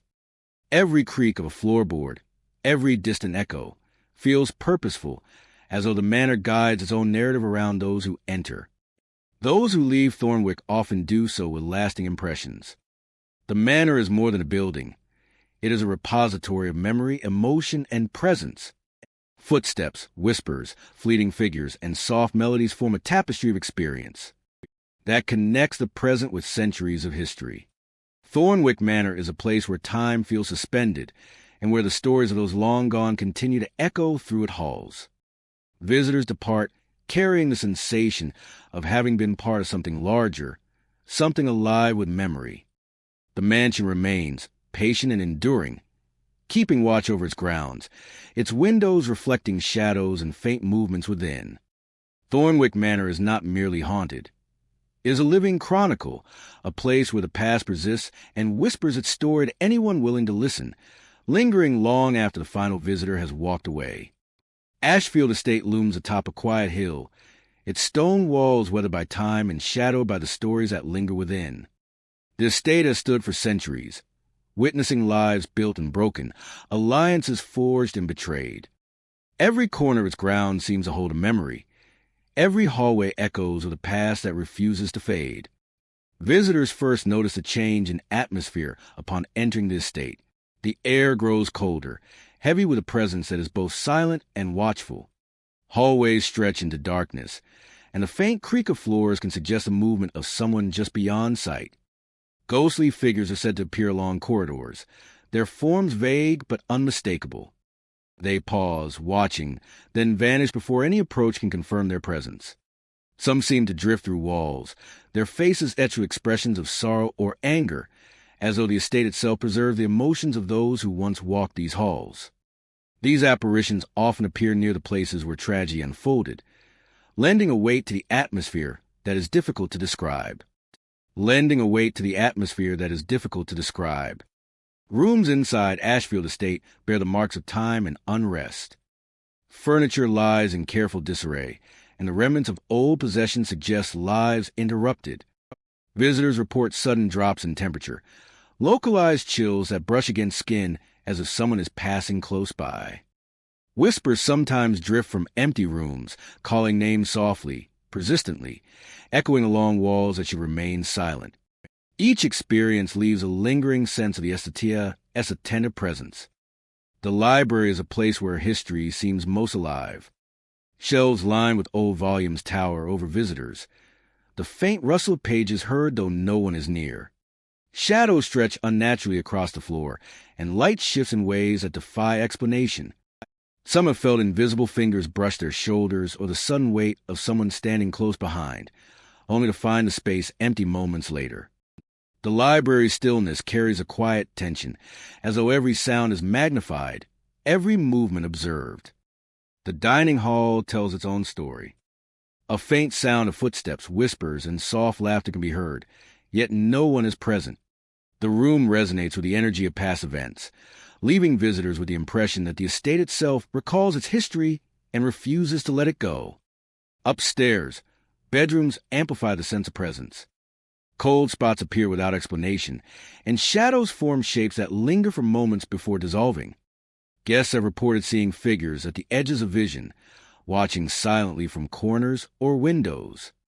Objects may move slightly, and doors sometimes close with force that has no apparent cause.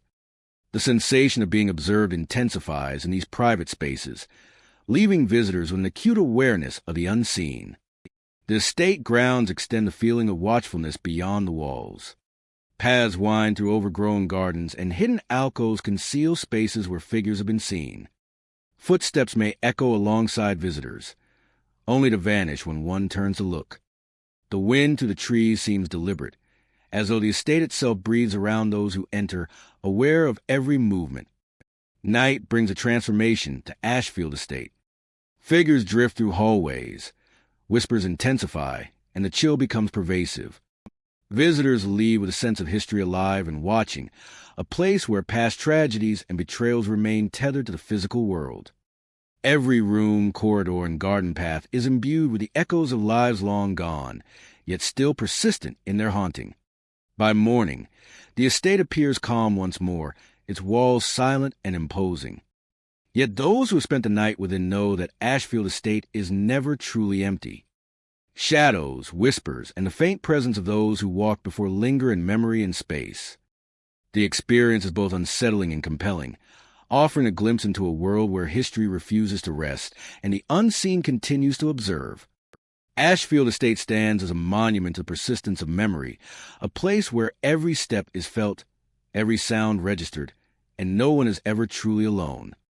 Blackthorn Hall rises atop a hill where the wind carries a chill that seems to seep into the bones. The estate has long been shrouded in tales of curses and restless spirits, and the air around it carries a heavy, almost tangible stillness. The grounds stretch wide, lined with hedges that twist and turn like the fingers of time, and gardens where the flowers bloom and wither in unnatural patterns. At night, figures in flowing white gowns have been seen moving among the trees and along the garden paths. They drift silently, their presence ethereal and fleeting, vanishing when approached. Guests have described an overwhelming sensation of being watched, as if unseen eyes follow each step taken along the halls and terraces. The interior of Blackthorn Hall is no less unsettling. Long corridors stretch into shadows, adorned with paintings whose eyes seem to shift and follow visitors. Whispers drift through the hallways, faint and unintelligible, carrying a sense of urgency that is impossible to ignore.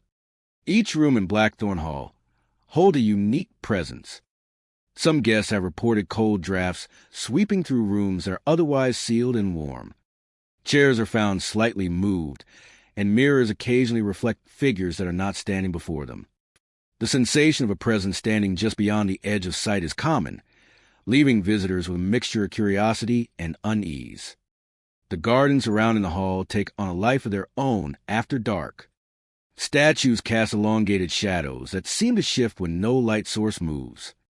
The rustling of leaves often suggests more than a simple breeze. Figures of women in white glide along the paths, their movements deliberate and silent. Those who follow find only emptiness, yet the feeling of their presence lingers. A reminder that Blackthorn Hall is alive with unseen inhabitants. Visitors have described footsteps echoing through the hallways in irregular patterns, as if tracing a path of memories from the past. Sometimes the sound comes from above or behind locked doors, yet when investigated, there is no one present. Doors slam without cause, and the scent of roses or damp earth appears unexpectedly, adding to the Hala's enigmatic presence. The upper floors of Blackthorn Hall hold the most persistent activity.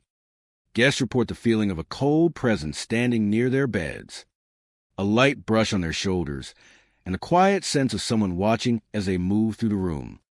Windows frame darkened landscapes, yet occasional glimpses reveal shadows moving with purpose across the gardens below. The sensation is never threatening, but it leaves a lasting impression of being in the presence of the unseen. Even in the daylight, the hall retains a mysterious aura. The gardens are alive with sounds that do not belong to the visible animals or wind. Figures appear at windows or near hedges, fading when approached. The sense of history and lingering memory is palpable, as if the estate itself remembers every joy, sorrow, and tragedy that unfolded within its walls.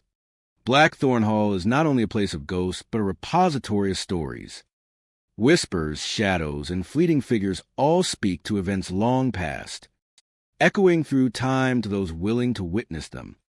The gardens, the halls, and the rooms hold the energy of countless lives, intertwining with the present in subtle yet undeniable ways.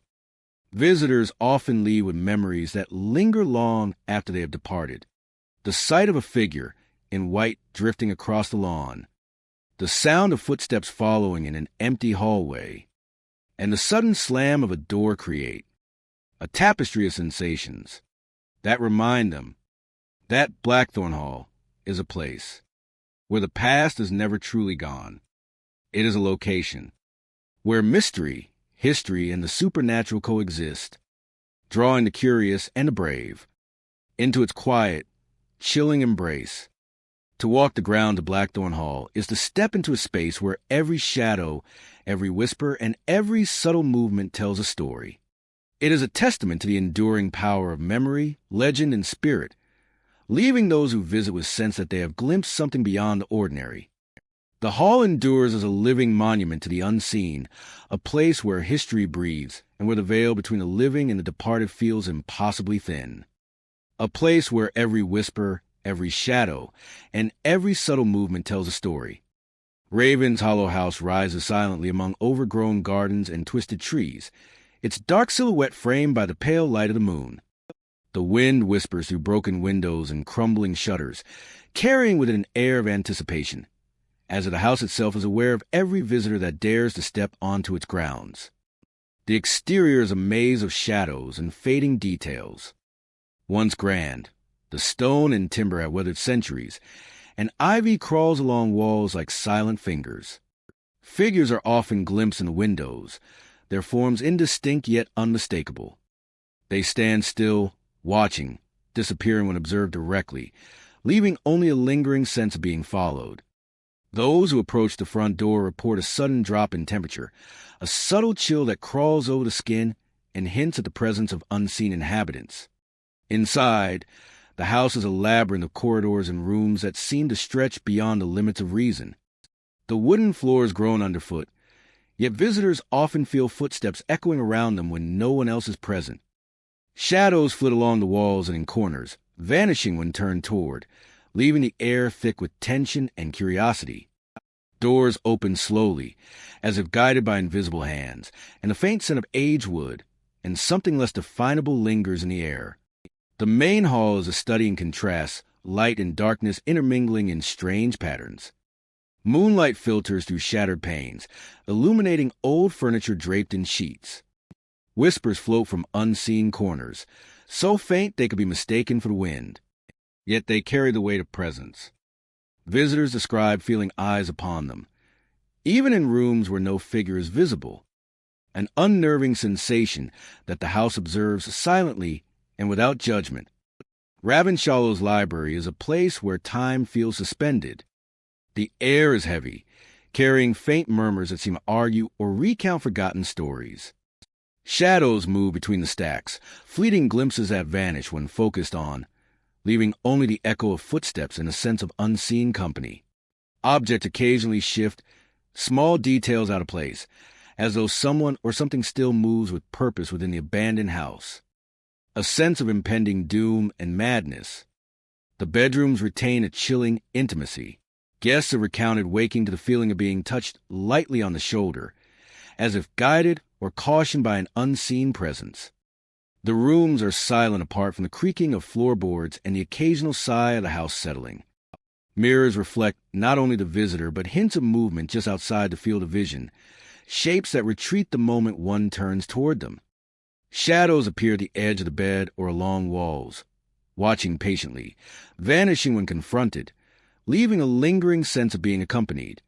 In the dining room, long-forgotten furniture sits beneath a cracked chandelier. Dust motes swirl in the weak light, yet the room feels alive with memories. Whispers drift here, soft and continuous, as though the house recounts moments from its past. Some visitors feel compelled to move slowly, to avoid disturbing the unseen observers, sensing a history embedded in the very walls and floorboards. The experience is immersive, each creak and draft carrying significance beyond explanation. each creak and draft carrying significance beyond explanation. The stairways are equally haunting. Each step echoes loudly, yet shadows move independently along the banisters and landings. The upper floors are colder, more restless, as if the spirits are concentrated above. Guests often report glimpses of figures pacing silently, stopping abruptly when noticed. Hallways stretch endlessly, even when traversed repeatedly, creating a disorienting sense of space that contributes to Halcyon's enigmatic character. Outside, the overgrown gardens and surrounding woods provide their own eerie backdrop. Fog frequently rises from the ground, curling around trees and pathways. And within it, figures are sometimes seen walking between branches, disappearing when approached.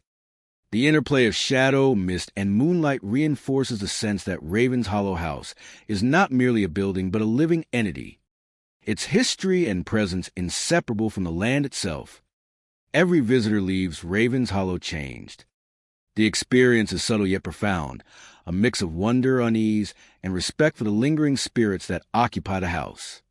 Each step, each whisper, each fleeting shadow reminds those who enter that the house is alive in ways that defy reason. The air carries stories of past lives, the weight of memory, and the silent insistence that Raven's Hollow House will never be truly empty. Raven's Hollow House is more than an abandoned structure. It is a space where history and the present intersect, where the line between the living and the spectral blurs, and where every corner, shadow, and whisper contributes to a story that is ongoing. To enter is to become part of that story, even fleetingly, and to leave with the understanding that some places, no matter how deserted, never truly release those who cross their threshold.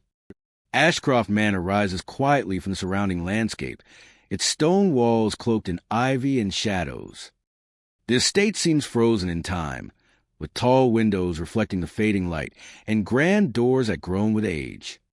Every visitor senses an underlying presence, a weight that lingers in the hallways and corridors, shaping the atmosphere with subtle but undeniable energy. The gardens surrounding Ashcroft are overgrown, their paths winding through tangled shrubs and ancient trees. Mist often rolls through grounds, curling around statues and fountains that have long ceased to flow. The effect is hypnotic, creating an environment where the ordinary becomes strange, and the shadows appear to move with intention. Walks along the gravel paths feel measured, as though the manor itself is aware of every step taken within its reach. Inside, the manor's atmosphere is heavy with history. Each floor creaks with soft groans, as if speaking the language of the past. Guests have reported seeing figures in the corners of rooms, appearing briefly before vanishing when approached. Objects move on their own, chairs shifting slightly or doors opening with no visible cause. The air carries a faint scent of wood polish, aged stone, and a trace of something undefinable, evoking the memory of lives long past. Whispers travel through the halls, faint but persistent. Names are spoken softly, often without source, echoing through rooms that have remained empty for decades. The sound is unsettling yet strangely compelling, drawing visitors deeper into the manor, as if encouraging them to discover the story hidden in every room. Music sometimes drifts through the walls, faint melodies that evoke both nostalgia and unease, as though the manor plays fragments of events from centuries ago. The architecture of Ashcroft amplifies every movement. Footsteps echo across marble floors, and the faintest creak of a wooden stair becomes pronounced. Every hallway, every chamber seems alive, responding to presence and curiosity alike, creating a cinematic experience of suspense and wonder. The Menorah's history is layered with grandeur and tragedy.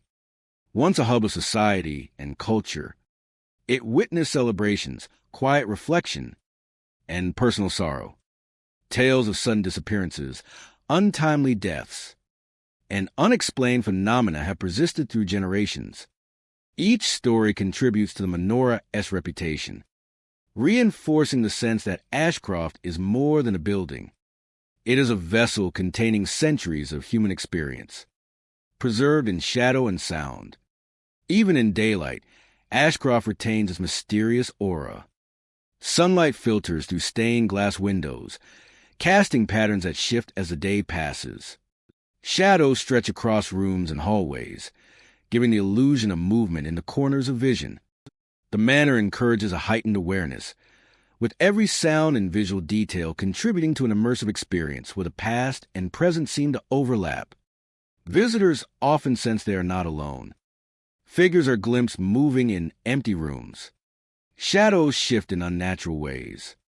And reflections in mirrors sometimes show forms that do not belong to the living. The manor seems to communicate through these phenomena, offering fleeting glimpses of lives that once animated its halls. The gardens add to the enigma. Overgrown hedges and twisted trees conceal hidden corners, where shadows linger and shapes seem to shift with the wind. Sounds of soft footsteps and distant laughter can be heard when no one is near. The interaction between light, shadow, and sound creates a living memory within the grounds, reinforcing the idea that Ashcroft continues to hold its stories close, inviting observation while remaining elusive. At night, the manor transforms completely. Moonlight illuminates its exterior, highlighting textures of stone and wood that have endured for centuries. The air cools, carrying subtle changes in temperature that signal the presence of something unseen. Guests often feel brief touches, sense movement in darkened corners, or hear whispers drifting through empty hallways. Every sound and shadow contributes to an environment charged with history and mystery, leaving a lasting impression on those who walk its floors. Departing visitors describe Ashcroft Manor as an experience that lingers. The manor is not merely haunted. It is a living chronicle of emotion, presence, and memory. Footsteps, whispers, fleeting figures, and faint music combine to form a tapestry that connects the present with the past. It is a place where time feels suspended, where the stories of countless lives echo through halls and gardens, persisting long after the final visitor leaves. Ashcroft Manor endures, patient and watchful. Its windows reflect shadows and movement. Its corridors hold memory and energy. The estate stands as a testament to the persistence of history, and the invisible threads that tie the living to those who came before. It is a place that invites exploration, contemplation, and respect, a space where the past quietly asserts its presence, leaving all who enter with a sense of awe and lingering curiosity. Blackridge House stands atop a hill where the earth has long held secrets. Built over old burial grounds, the house carries the weight of countless lives that have passed before, and it is said that some never truly left. Its walls are aged, weathered by time and shadowed by the lingering presence of restless spirits. Visitors often feel the atmosphere shift as they approach. The air grows heavy, carrying the faint scent of earth and something older, something forgotten. Hallways stretch into darkness, and the floorboards creak beneath each step as though the house itself is aware of every movement. Footsteps echo back from rooms long abandoned, pacing in rhythm with no visible source. Whispers drift along the corridors, soft and persistent, calling to those who enter, drawing attention to spaces that should remain empty. Windows along the upper floors frame the night sky, yet figures have been seen standing behind the glass. They remain motionless, watching silently, before fading into thin air when approached.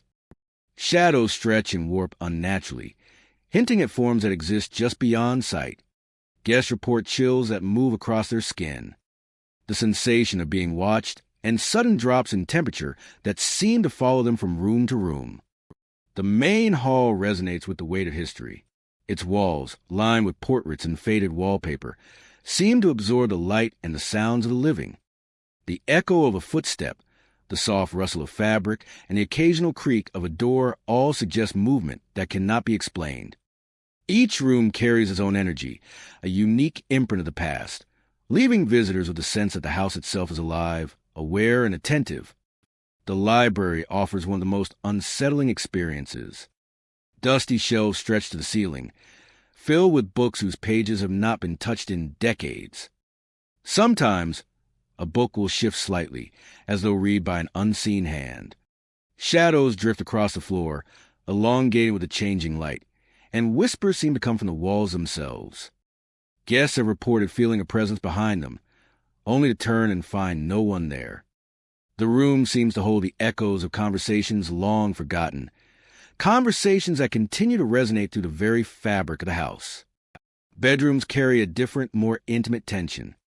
Guests often awaken to the sensation of being touched or observed. Doors may open and close slowly on their own, and figures sometimes appear at the edges of vision, standing quietly before vanishing.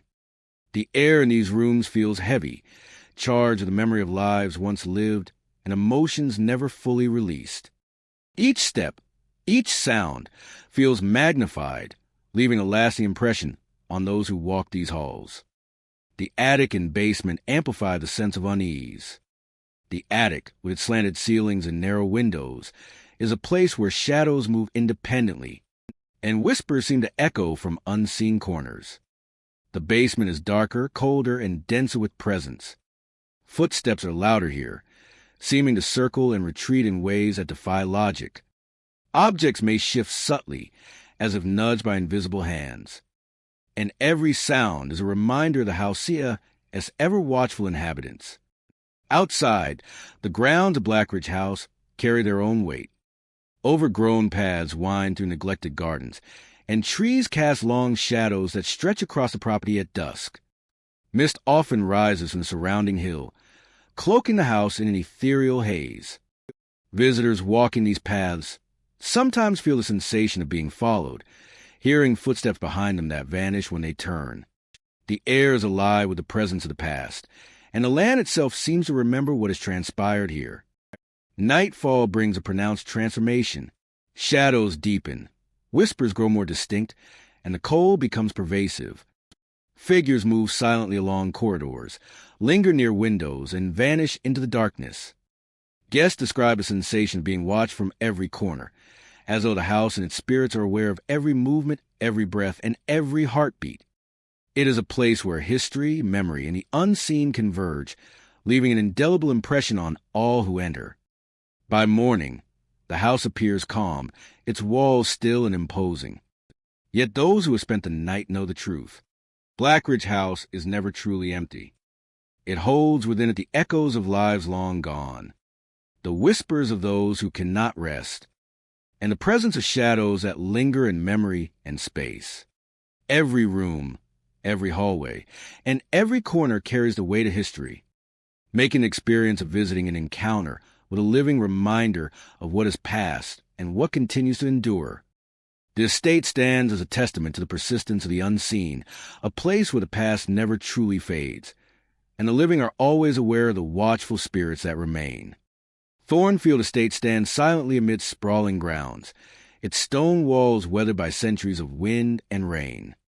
The estate is steeped in a history marked by tragedy and loss, and even in the brightest daylight, it carries an air of melancholy that seems to settle into bones of those who approach. The grand entrance opens onto corridors lined with portraits whose eyes seem to follow every movement. Visitors often speak of fleeting figures that appear in hallways, only to vanish when observed directly.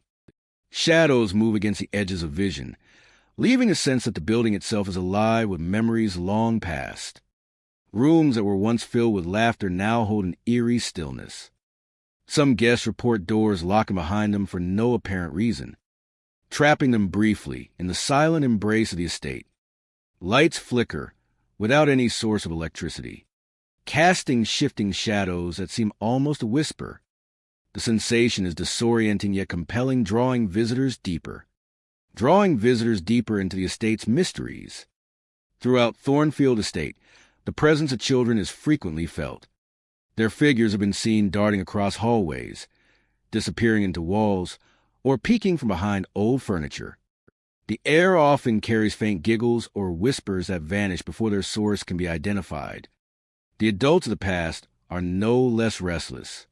Figures dressed in period clothing appear silently in rooms or along corridors. They stand still for moments, watching, then fade into nothingness. Their presence is subtle, leaving a chill in the air and a sense of unease that lingers long after the encounter. The house seems to remember them, preserving echoes of their lives in the fabric of the walls and floors. Even the grounds of Thornfield Estate play a role in its haunting. The gardens, once meticulously maintained, now grow wild with twisted trees and overgrown hedges. At night, the shadows among the branches seem to shift unnaturally, and lights appear to flicker along the paths where no lamps exist. The wind carries sounds that resemble footsteps or voices, yet no one has ever seen. Visitors describe sudden changes in temperature, cold spots that appear without warning. The sensation of a presence behind or beside them is common, as if the estate itself is observing and responding to every step. Footfalls echo in empty hallways, and the distant creak of floorboards suggests that unseen inhabitants continue their routines, undisturbed by time or absence. The estate's history is etched into every corner.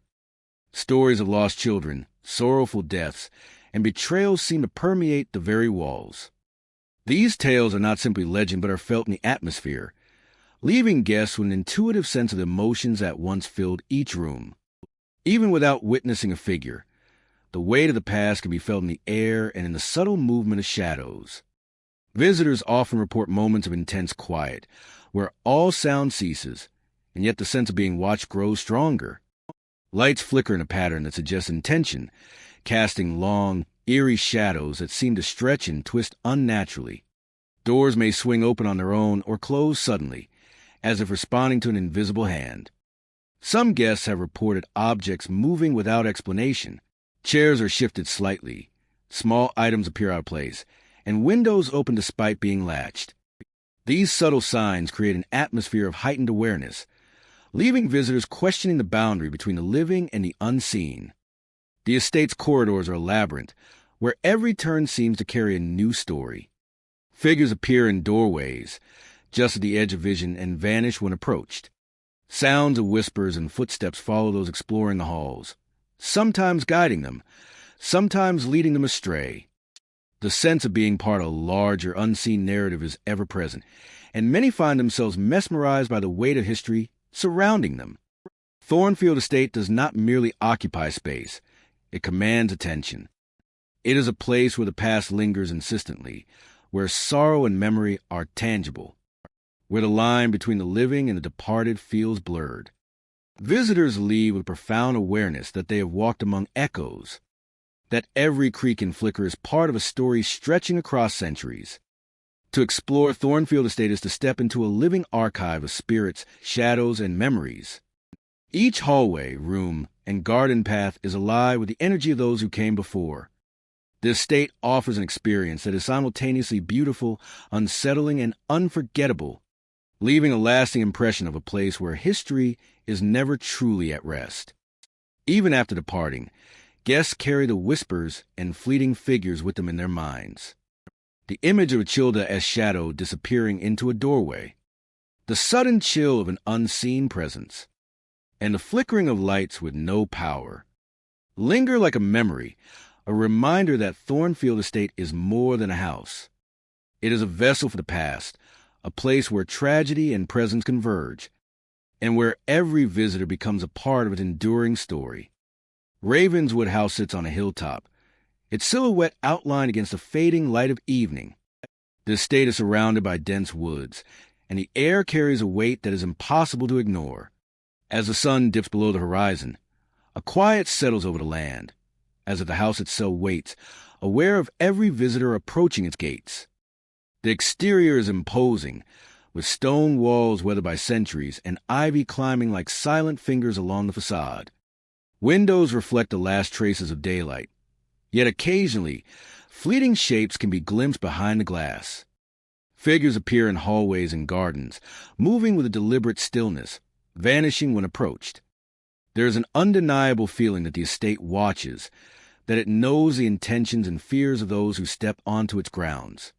Entering Ravenswood, the visitor is met with a labyrinth of hallways and rooms that stretch farther than their appearance suggests. The floors creak underfoot, yet shadows move independently, following, retreating, or lingering where no one stands. Whispers drift through corridors, faint and indistinct at first, but growing sharper, as though the house calls directly to those within. Objects shift imperceptibly, a chair nudged, a book slightly out of place, leaving a subtle but unnerving impression of unseen activity. The main hall is grand yet foreboding. Dust-covered chandeliers hang from high ceilings, and faded portraits watch silently from the walls. Moonlight streams through the windows, illuminating the edges of furniture draped in aged linens. Shadows linger in corners, stretching and bending with the flicker of light. Visitors often feel a presence behind them, and when they turn, there is nothing, yet the sensation persists, a reminder that Ravenswood is not entirely empty. The library is a sanctuary of quiet unease. Bookshelves tower above, holding volumes yellow with age, and yet some shelves seem to move imperceptibly, as though the house itself rearranges its knowledge. Figures can sometimes be seen drifting between the stacks, just out of clear view. Whispers echo softly, carrying names or fragments of conversation that seem familiar yet belong to another time. The space feels alive, charged with memory, and visitors cannot escape the sensation of being observed.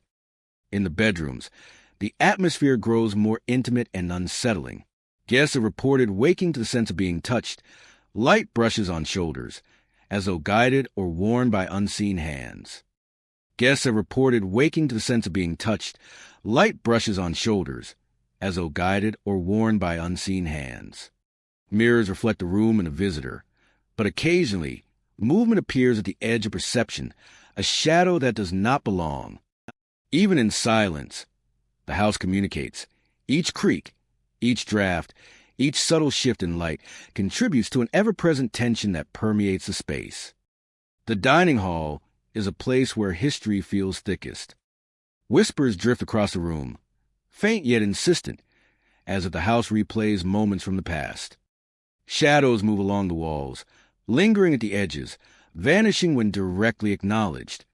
Objects occasionally shift, creating subtle disturbances that hint at unseen activity, reminding visitors that Ravenswood is not merely a building, but a living repository of memory. Staircases twist and turn, leading to upper floors where the air grows colder and more restless. Footsteps echo from hallways where no one stands, shadows pacing silently along the walls. Each room holds its own story, a fragment of the past, yet the narrative is incomplete, leaving the visitor to sense a lingering presence that cannot be fully understood. The upper floors seem to stretch, corridors expanding and contracting in ways that defy logic, a disorienting effect that deepens a Halcyon-esque mysterious allure. Outside, the gardens and surrounding woods provide a haunting backdrop. In the mist, figures are sometimes glimpsed moving between trees. The interplay of light, shadow, and fog reinforces the sensation that Ravenswood is not only haunted but aware, responding to the presence of the living with a subtle insistence. The estate refuses to release its grip, and every step along the paths or in the gardens is a reminder of the weight of history that lingers here. The experience is immersive, subtle yet profound, leaving impressions of unease and fascination, a testament to the lives, the sorrows, and the memories it holds. Beyond the boundaries of time and reason, Ravenswood House stands as a final estate in our journey, a place where history, memory, and the supernatural converge. To enter is to become part of its ongoing narrative, to feel the weight of centuries pressing gently yet insistently on the living. To feel the weight of centuries pressing gently yet insistently on the living. The house watches, it whispers, and it waits. The house watches, it whispers, and it waits, ensuring that no visitor leaves unchanged. Ensuring that no visitor leaves unchanged. Every hallway, every shadow, every breeze through its halls reminds all who enter that some places, no matter how abandoned, never truly let go. Some places, no matter how abandoned, never truly let go. Thank you for joining me on this chilling journey through Virginia's haunted historic homes. These estates remind us that some histories are too dark to remain in the past. Ghosts linger in halls, watch from windows, and whisper through the night. The land itself remembers what we cannot forget. If you ever find yourself near a historic home in Virginia, listen carefully, watch the shadows, and remember you may not be alone. Sleep carefully tonight, if you dare,